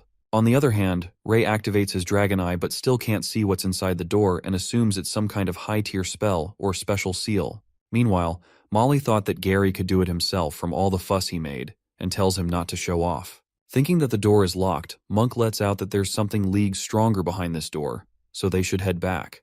But Gary makes it clear that he won't back and asks Ray to help him. As soon as our guy places his hand on the gate, the dragon system appears and asks him if he wants to open the door. Confused, Ray taps to agree, and in a flash, the door opens. Astonished, Monk asks him how he did it, and Ray clarifies that he just touched the doors. It is revealed that the sounds of the gears went even deeper within, but the magic crystal only showed a small area ahead, and as they kept walking, an unsettled fear took over the hearts of the youngsters present. As they make their way inside, a scary sound reverberates as Gary steps on something. While Monk trembles with fear and asks what was that, Molly, who is also scared witless, freaks out and holds Ray. Flustered, Ray tells her to back off, and Gary sheds his glowstone to see what he stepped on. It turns out to be bones, and Gary speculates that it might be a beast or a dragon. Wondering how a strong beast could die here, Ray lets out that dragons don't die that easily, while Molly thinks that the knights took the beast out. As they continue to dig deeper, Ray notices they're reaching the end, and Molly lets out that they can finally leave this place. Reaching the end, Gary informs them that it's a large space underneath. While Molly says that these look like prison cells, Monk notices that there are many of them. Realizing that nothing is inside the cells, Monk gets worried and predicts that the monsters have already escaped. He suggests that now that they've seen everything down there, they should leave, and Molly agrees. She says that if the monsters were really kept down here, they must be strong, and if they've escaped, then they're in significant danger. Upon hearing this, Ray makes Gary understand that they've already come all this way, so if they return now, they can escape before the knights change shifts again. However, Gary gets crazy and mutters that if they go ahead a little, they will find the truth. As the blonde-haired guy keeps moving forward, Ray alerts him not to go further. But Gary, who seems to lose his senses, continues to go inside the prison cell as he hears the voices calling him inside. Watching him walk towards the dead end, Ray tries to stop, and at that moment, a powerful wind takes over the place. While Gary falls into some kind of pit, our boy comes to realize that this presence is dangerous. He stands guard as he holds the sword and witnesses a giant beast with big horns rumbling out of the prison. Watching the beast coming towards them, Molly quivers with fear as it turns out to be the monarch-rank magical beast, the Minotaurus. That's when the Minotaur lets out a powerful roar, making everyone smash to the ground. At that moment, Molly twists her ankle, and not being able to run away, the beast grasps her into its claw. But Monk comes to her rescue and slashes the beast's arm with his sword, making Molly crash on the ground. After slightly attacking the beast, Monk runs to Molly and asks if she can stand. As he makes her stand abruptly, the Minotaurus prepares to strike again. But this time, it seems to be a forceful magical attack, and Monk freaks out, telling Molly that if she doesn't get up, they are all going to die here. Just after that, the beast strikes the magical attack, and a strike of terror runs through Monk as he looks back. The next scene takes us to Gary, who comes crashing down in a pit, gets concerned about Monk and the others, and wonders if it really was a monster that he just saw. On the other hand, Ray halts the beast's attack with his sword, and his tame wolf backs him up as it protects Monk and Molly. Watching the watch protecting them, Monk gets baffled and asks why the magical beast is helping them. While our guy struggles to stop the beast for too long and has no time to explain, he makes it clear to Monk that the wolf is on their side, so they don't need to worry. After that, Ray orders his wolf Noir to take Molly somewhere safe, while Monk is left stunned to see the wolf following orders. As the wolf takes Molly away, Ray instructs Monk to hide his presence and kill the Minotaurus in a single blow once he holds it down. But the black-haired boy informs him that it's very risky as the beast is way too strong to be killed in a single attack. Carrying his plan, our guy assures him to trust him and begins to gather chi. Meanwhile, Monk hides, and Ray attracts the beast towards him. Somehow, the beast wields his sword away, and with no weapons, our boy grabs the beast by its horn and tries to hold it down. Realizing that it's too strong, the beast drags and bumps him against the wall, but Ray doesn't let go of its horn and holds it with full strength. That's when our boy commands Monk to attack the Minotaurus, and he immediately strikes the beast from behind, holding two swords. While Monk stabs the swords with strength, he is shocked when he witnesses that they are penetrating as the beast's skin is as tough as a metal board. In a while, Gary arrives at the scene and yells at Monk to dodge, striking the sword towards the magical beast. To his surprise, the sword shatters, and Gary flings away as the beast strikes a magical attack while Ray, with the help of Chi, tries his best to hold it down. Not letting it escape, Ray activates his new mana skill and finally lets go of the beast's horn. Absorbing the mana, he gathers all Chi and attacks with full force. Attacking with his hands, he manages to slash the Minotaurus back. Feeling happy that the old man's training worked after all, Gary alerts him to watch out. But by that time, the beast knocks Ray out, making him smash into the ground. Coughing, our guy reckons that he absorbed too much mana, so his body can't gather it immediately, and he realizes that his body is still too weak. As the beast approaches him, Ray tries to think of a way to deal with it, but then he spots someone. It turns out to be their instructor, Sir K, and just like always, he puffs on the cigarette, uttering that they pissed off something real big. While he instructs the brats to get out of the way, Monk gets happy to see him and thinks that they're saved. Sir K clarifies that they don't need to butter him up as he will deal with it later and goes on to attack the beast. Aiming for the horn, he impressively breaks one of the Minotaurus horns in one attempt. As Sir K goes for another attack, the beast grabs his leg, but he counterattacks and cuts through the fingers of the beast. As the Minotaurus roars out of anger and runs towards him, the beast halts and looks around as Sir K seems to disappear.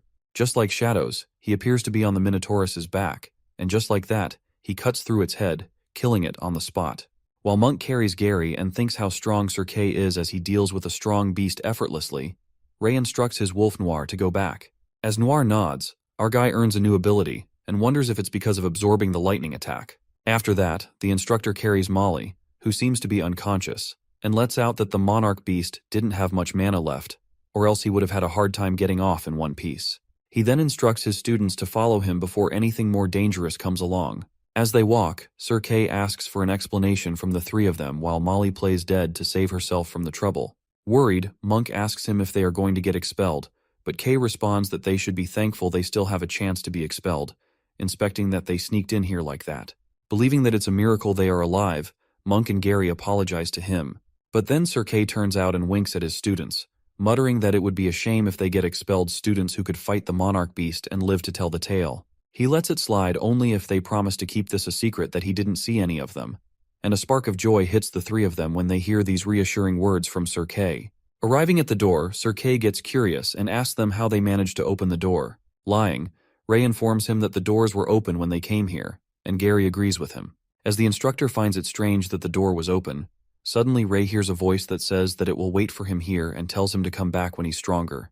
Panicked, our guy gets reminded that it's the same voice he heard before in dreams, and the door eventually closes. Later at night, in the Academy's hospital, Sir K seems to be getting treated for his wounds, while the dean is surprised to see that he got hurt this bad, assuming that training 4 students at once is pushing it. While the dean scolds the instructor, the three of them also seem to be at the hospital, and Ray thinks about Sir K being scary when he's acting coy. Our guy then gets up from the bed and questions Gary why he kept going further into the cave when they tried to stop him, to which he responds that he felt an intense need to go deeper and couldn't control his body or thoughts. Upon hearing this, Monk confesses that after reading the book, he found out that other than having the ability to control the element of lightning, the Minotaurus has an ability called the Labyrinth of the Heart. It is revealed to us that according to legend, this monster was given birth to by a queen and a white bull that was meant to be sacrificed. However, the king got furious after finding this out and ordered to build a giant maze at the end of the earth, putting it under heavy supervision. The monster was held in the maze. However, it was gifted with the strength of the gods. As the monster grew, its obsession with escaping the maze turned into an ability to bewitch the hearts of those around it. Those who are influenced begin to lose control of their thoughts and end up becoming controlled by strong emotions. Meanwhile, Ray ponders that it's a ridiculous legend to think that a human and a bull had a child. Gary asks the end of the story, but there's no end of it in the book as Monk assumes that the monster escaped. Otherwise, they wouldn't have seen it in the prison. Finding the root of his nightmares, the blonde-haired guy thinks that the story makes sense, as the beast must have ended up producing an offspring. On the other hand, Ray speculates about the voice he heard in the prison, and wonders if the monster really caused Gary's nightmares. At that moment, Sir Kay enters the room and tells him to stay here and rest up for the next few days. Thinking that he was getting scolded just now, Ray calls him out, and the instructor feels that they are worried about him, so he assures them that it's nothing, just a couple of broken ribs. But his expectations are short-lived when Ray says he just wanted to ask if he got a Monarch Beast Crystal and if they all will get a share of it. Upon hearing this, Sir Kay loses his cool and makes it clear that they won't get anything as these are his labor fees, and he didn't get hurt to give a share after all. While our guy seems to be done with all the ranting, Sir Kay is about to leave and informs them that they'll do a more thorough checkup in the morning. Curious, Ray seems to have another question, and asks him how he knew they were in the prison. Gary reveals that they should be the only ones who knew, even though Molly wanted to report them, but she didn't get the chance. Calling them brats, Sir Kay mumbles that they want to know too many secrets and reveals that the lurkers told him. As soon as they hear this, our boy ruminates that they've been under watch this whole time. In the meantime, Monk talks about this rumor in which they say that some people in this academy hide within the students and common people, protecting the students from harm. While Gary sums it up that those people leak secrets, the instructor clarifies that he won't disclose who it was and tells them to worry more about the things they should worry about. As he leaves, Ray is lost in thought, pondering that the more things unfold, the more he realizes that the academy isn't as simple as it first looked. After going to bed, our boy thinks about the ability he has, which can absorb the magic of the target and enhance spells of the same elements. Thinking that the ability is not helpful for him, Ray looks at Gary, who seems to be asleep, and remembers that he has asked them to keep his Wolf Noir a secret. Speculating that Sir Kay didn't find out about this either, he reckons that Gary doesn't seem to be having nightmares anymore, and gets uncertain if it really was because of the beast. The next scene takes us to a martial arts club. Ray appears to be training with Elder Vaughn, who compliments him about his attacking style as he fights, holding the sword in his mouth. Looking a bit skeptical, our guy utters that he feels like his sword becomes more of a defensive measure, and attacking purely with his fists isn't strong enough. While Vaughn agrees and says that it makes sense, he excitedly informs Ray that he has something for him. The old man rummages through the closet, and Ray gets curious, wondering what it could possibly be in a place like this. Finally, he finds that thing, and it turns out to be dragon turtle gauntlets. While the name triggers our guy, he is impressed by the heavy dragon arms as he wears them on, but it seems like there's more to it when the elder reveals that they even change size according to the wearer. As the gauntlets shrink into the size of Ray's arm, our guy asks him if they are made of beast crystals.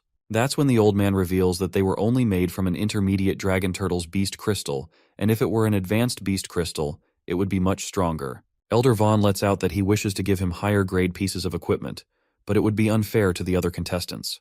Getting confused after hearing this, Vaughn asks Ray if he's not been in class, and elucidates that every student in the second year and above has joined the annual academy tournament.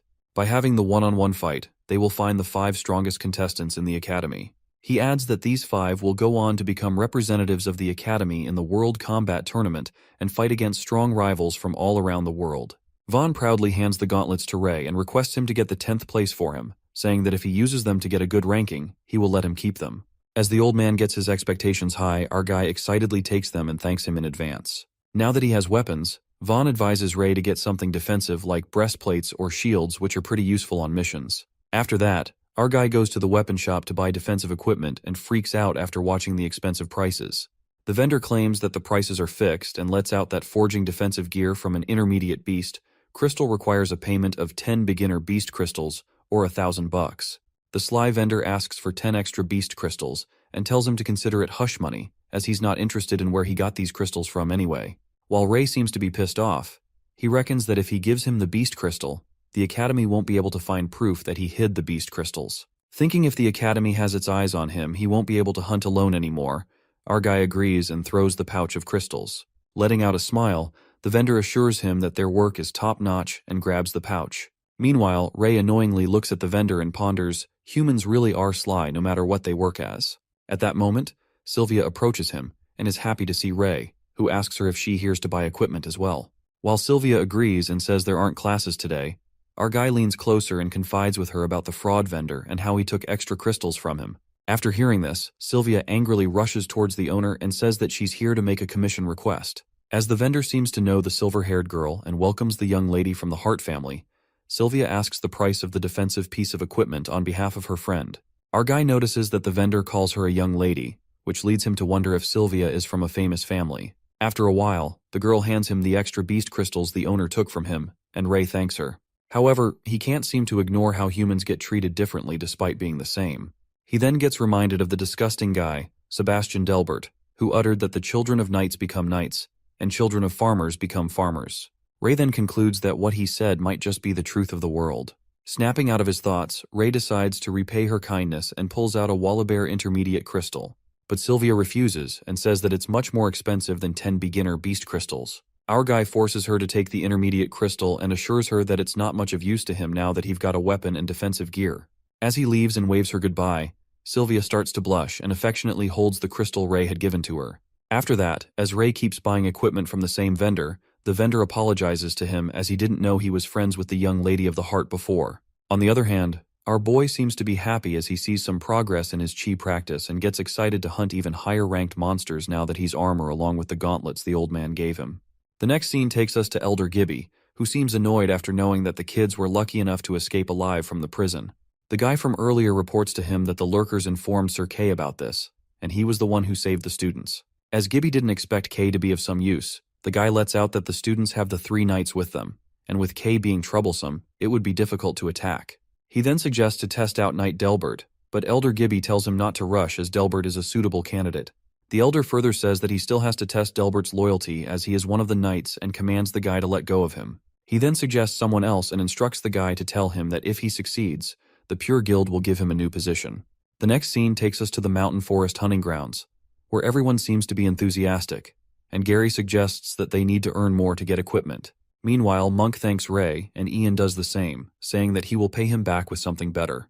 But our boy seems to be confused and asks them if they're talking to him, and Dan grabs him behind, uttering that he knows that Ray very shy, but they're really thankful. At that moment, Ray asks Sylvia if this has something to do with her, and Martha immediately stops being a third wheel and leaves them alone.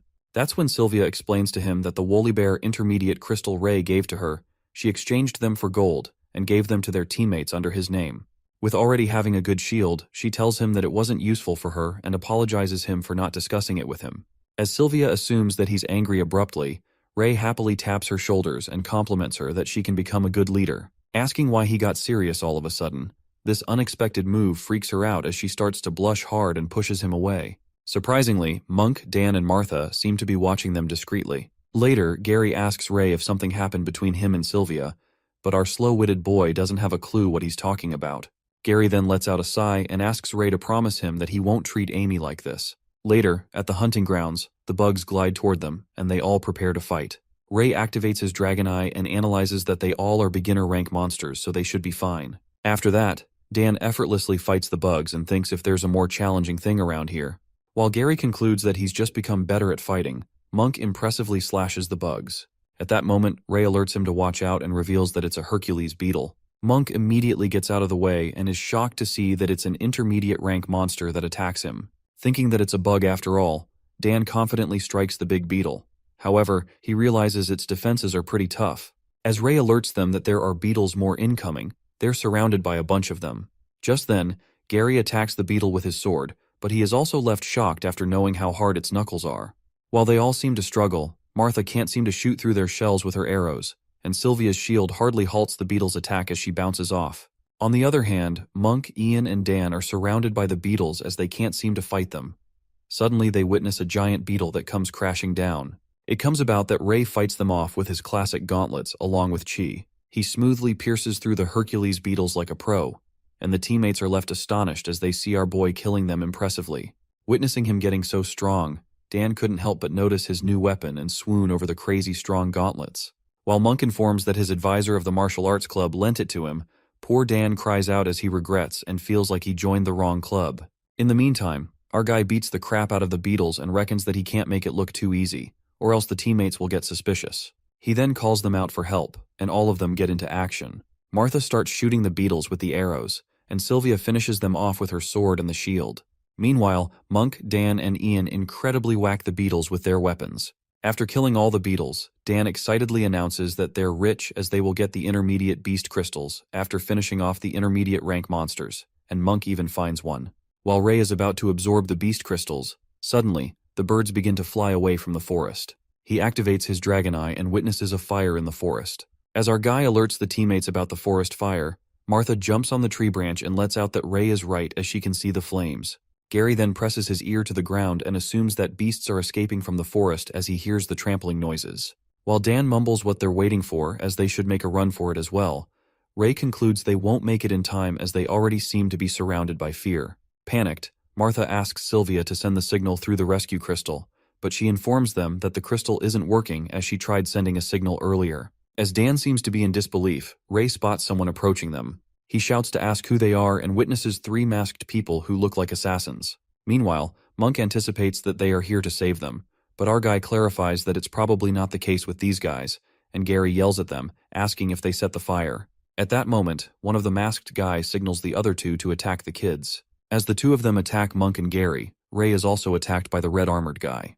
However, our guy manages to dodge the attack with his gauntlets and wonders who the hell these people are. Asking why they're attacking them, Ray inspects the masked guy's sword with his regular and finds out it's not a regular weapon. On the other hand, Dan holds Monk, whose assassins have attacked, and Ian goes on to help Ray and the others. But the fire surrounding the area stops him, and Ian calls out Gary and Ray. As Ray looks around, he immediately speculates that the masked people have intentionally separated them and wonders if they are him and Gary. Assuming that he has to fight them both at once, as Gary seems to be occupied already, Ray instructs Ian to leave and get help from the knights. While Ian objects, Dan carries Monk and goes on to find help along with Sylvia and Martha. In the meantime, Ray asks Gary if he can keep up, and the blonde-haired guy assures him that he can handle one of them. While our boy reckons that these masked people are fast, as long as he defends well enough, it won't kill him. Gary keeps one of them occupied and buys time for Ray. At that moment, the 2 masked people leap towards Ray, striking him with a chain weapon. Knowing how he will attack, Ray grabs the weapon and dodges one attack. However, when Ray looks around, another one strikes with a blazing sword. Finding it troublesome, our boy leaps backward, thinking that whenever he tries to focus on one, the other jumps in to disturb him. At that moment, the assassin forcefully strikes the weapon at Ray, catching him off guard. Our guy smashes to the ground, but luckily his armor blocks the worst of it. Assuming that both assassins work together better than he expected, Ray changes the battle plan. He then spots Gary, who seems to get his arm injured and assures him that he doesn't have to worry about it anymore. However, the blonde-haired guy backs him up and tells him that he will deal with one of the masked men. That's when the assassin prepares to attack Gary, uttering that he will make sure to kill him painfully. Given that they're planning to kill them, Ray sees no reason to hold back and absorbs 5 beginner beast crystals. Gathering the energy, our boy evolves into a dragon knight as horns appear on his head, and he calls out his wolf Noir, who also evolves into a horned wolf, muttering that it's time to hunt. Witnessing Ray casting magic, one of the assassins gets panicked and lets out that they never informed the kid knows magic. As the other one commands to continue the mission, they leap towards him. Noticing it's the same move from earlier, Ray makes sure not to fall for it again and grabs the sickle weapon. He then commands Noir to run and traps the 2 of the assassins with the chain. Thinking that he can trap them, they effortlessly break free from the sickle. While Ray doesn't seem so surprised, he instructs the wolf to take care of the guy with the sickle and jump towards to deal with the other one. As our boy fights with one of them, another one dashes towards him, but Noir arrives just in time and attacks him. Saying that he kills beasts like him for breakfast, the assassin dodges Noir's attack with the weapon. On the contrary, our guy keeps dodging the attack and is baffled when he realizes that it's the same move again. He inspects that the sword is troublesome and decides to restrain it. Ray speculates that the masked guy is avoiding combat when the chain is not with him and wonders why he is doing that. To try it out, he abruptly attacks the assassin, leaving him shocked, and according to Ray's assumption, the masked guy doesn't engage with him and leans backward.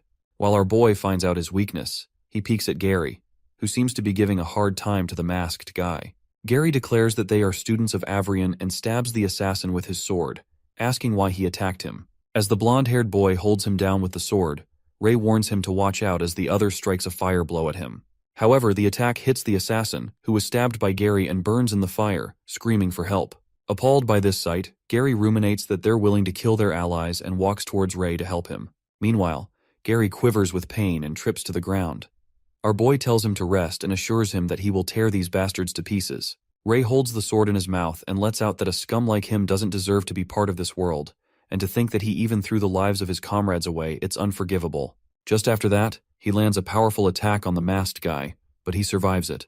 Witnessing that he dodged the attack, Ray concludes that they've come well prepared as they're equipped with special equipment and weapons. As his gauntlets seem to crack, He thinks of finding an opportunity as if this continues. His equipment is not going to hold for long enough. To buy some time, Ray summons his wolf Noir and it immediately attacks the masked guy. While the assassin thought that Noir would be strong, but it turns out to be an intermediate rank, he affirms that the wolf is going to die before his master does. As the wolf tries his best to confuse him and rapidly moves in circle, the masked guy grasps the chain and utters to stop looking down on him. At that moment, the assassin captures the wolf with the chain, and Gary, who witnesses Noir being in trouble, plans to do something. Without wasting a moment, the assassin aims the weapon towards the wolf to kill it, but at that moment, Gary steps in and stops the attack. Thinking that he wishes to die for a monster, the assassin strikes Gary, who is barely hanging on, and he smashes on the ground, making his sword slip away. But the blonde-haired boy grabs the assassin's leg tightly and commands Noir to pick up the sword and fight like his master Ray. Just like that, the wolf holds the sword in its mouth. As the masked guy is about to kill Gary, who doesn't seem to let go of him, Noir impressively slashes through the assassin's head, slicing it off the body. While the one masked guy is left out of 3 and peeks at his useless comrade, Ray grabs the sword and strikes it with full force. Meanwhile, it does not do much damage. The assassin's mask breaks apart, and to their surprise, it turns out to be Knight Lancey. That's when Lancey takes off his mask, and Gary, who seems to be in disbelief, calls him a bastard, muttering how he could do this as a teacher. But Lancey doesn't seem to care and tells him that he's going to die anyway. He leaps towards Gary with his sword, but at that moment, Noir comes in front of him and takes the hit. After that, Ray instructs the wolf to stop and Noir disappears as he undoes summoning. Meanwhile, Gary crashes on the ground and lies there helplessly. Lancey furiously approaches Ray and mumbles that he's going to kill him one after the other. As Lancey moves with his sword covered in fire, our boy contemplates how trash humans like him exist, who like creating pain and targeting him. He decides to make him pay the price and grasps the swords with his gauntlets. Thinking that he's wasting all the energy to hold the sword, Lancey puts on an evil smirk and tells Ray to enjoy getting burned to death. But our boy clarifies that he's going to be one to die, and Lancey waits to see how long he can keep up with it. Little does the knight know that Ray is absorbing the fire element from the sword, and Lancey realizes as he witnesses the flames becoming weaker. Annoyed, Lancey calls him a clingy piece of trash and kicks him in the guts, telling him to die. Just like that, our guy finally leaves the sword, which makes him and Lancey soar with full force as they whirl away in opposite directions. Breaking a few ribs, Ray reckons that it's about time he uses the fire element he absorbed because that's the only magic he can use right now. He plans to combine Chi with the fire element to make it a unique weapon and gather all the energy. Witnessing Ray evolving into a dragon knight as he creates flames with Chi, the sight of him renders him speechless, and Lancey concludes that he was a demon after all, adding that they should have killed him long ago. While Ray glances at him, thinking how pitiable humans are, Lancey moves toward him with the sword, but in a flash, our boy slashes his arm away. As Lancey's arm which held the sword flies away, the knight is left shocked as he wonders why the flame sword did not react at all. Watching his arm getting chopped off as the stream of blood comes out of it, Lancey screams out of pain. That's when Ray grabs his face and puts the burning gauntlets on his face, burning him to death. Our guy kills him painfully and utters that he got what he deserved. At that moment, Sir Kay, along with the other knights, arrive at the scene and claim that these masked people are from the Pureblood Guild, so they need to notify Winford. As Sir Kay asks Ray to hold on, our boy falls to the ground as his arms and body get badly wounded, and passes out after assuring that everyone's all right. The next scene takes us to the hospital, where Ray seems to be covered in bandages. As he wakes up and realizes he's at the hospital, Sylvia is happy to see him. Ray asks her how long he has been sleeping, and she informs him that he's been unconscious for 3 days. As Sylvia helps him get up and assures him that he got treated in time, so he's recovering well, he recalls feeling his mouth burning, but now he's completely fine. In the meantime, Sylvia calls the others as they've been waiting for Ray to wake up. After all the teammates, including Sir Kay, enter the room, the instructor casts a spell to ensure that no one can listen to what they're going to talk about. Confused, our boy asks him what he's doing and is surprised to see all of his classmates. That's when Sir Kay reveals that 2 of their students, Ray and Gary, were attacked this time and got even close to getting killed. He decides to tell them something after discussing it with Winford, but before that he interrogates Ray about the people who attacked them earlier.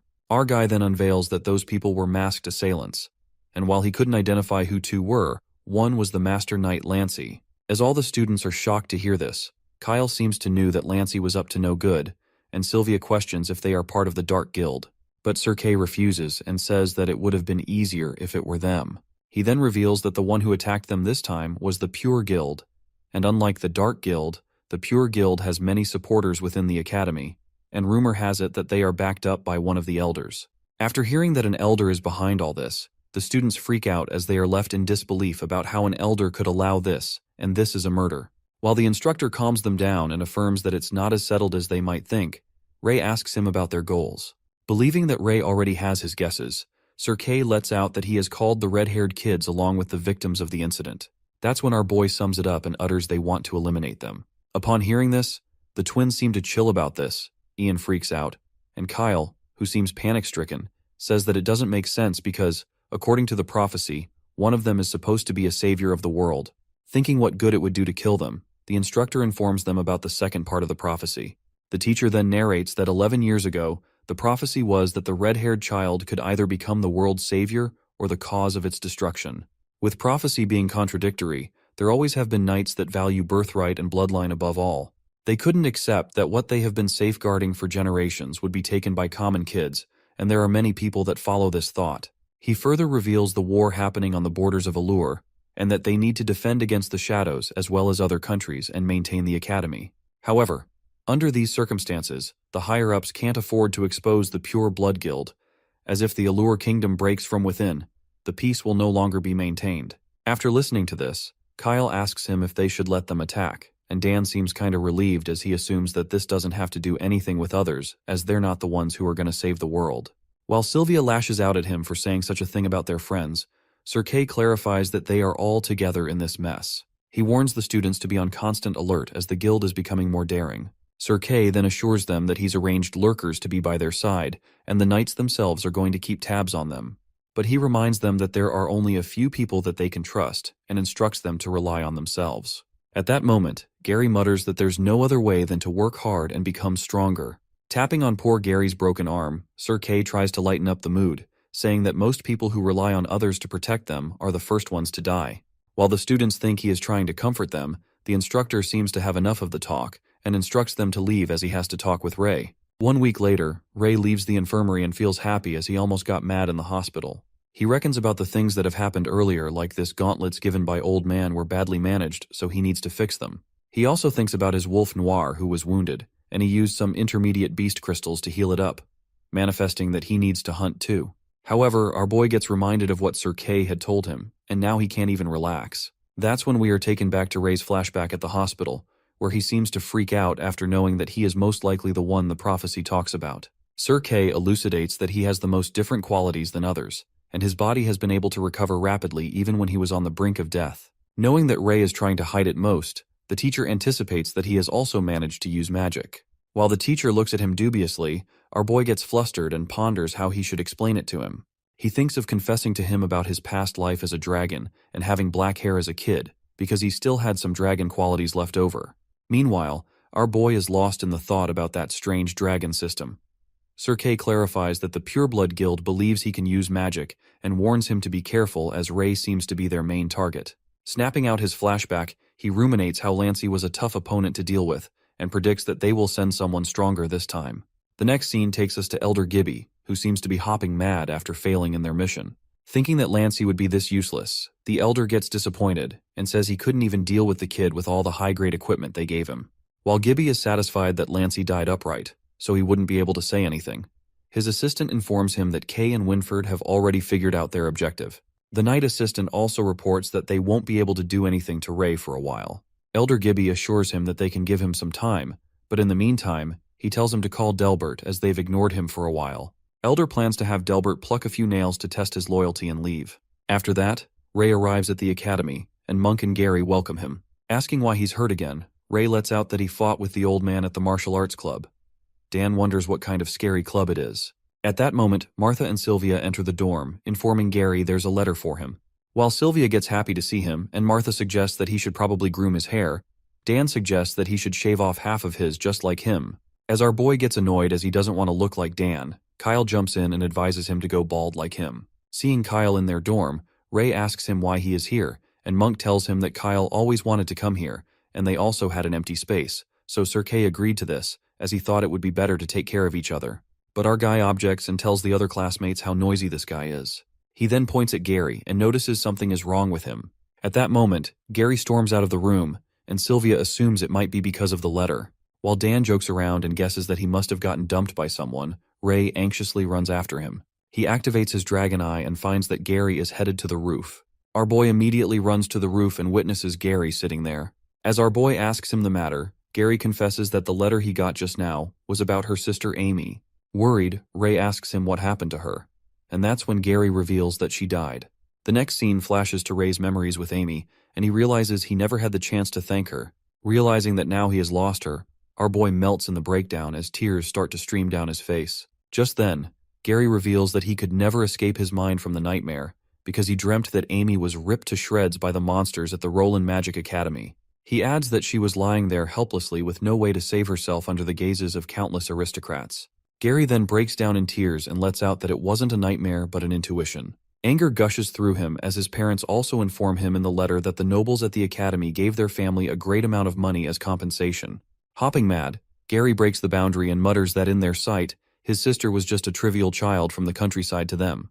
While Ray grows hushed as he listens, the blonde-haired boy starts yelling that he won't forgive them and will find the person who killed her sister. As tears keep falling down Gary's face, he makes it clear that he will kill them. Hearing this, Ray assures him to count him in his plan. Overwhelmed with emotions, Gary grabs him and says that he's aware that Ray has awakened the power of magic and can summon a beast and use flames.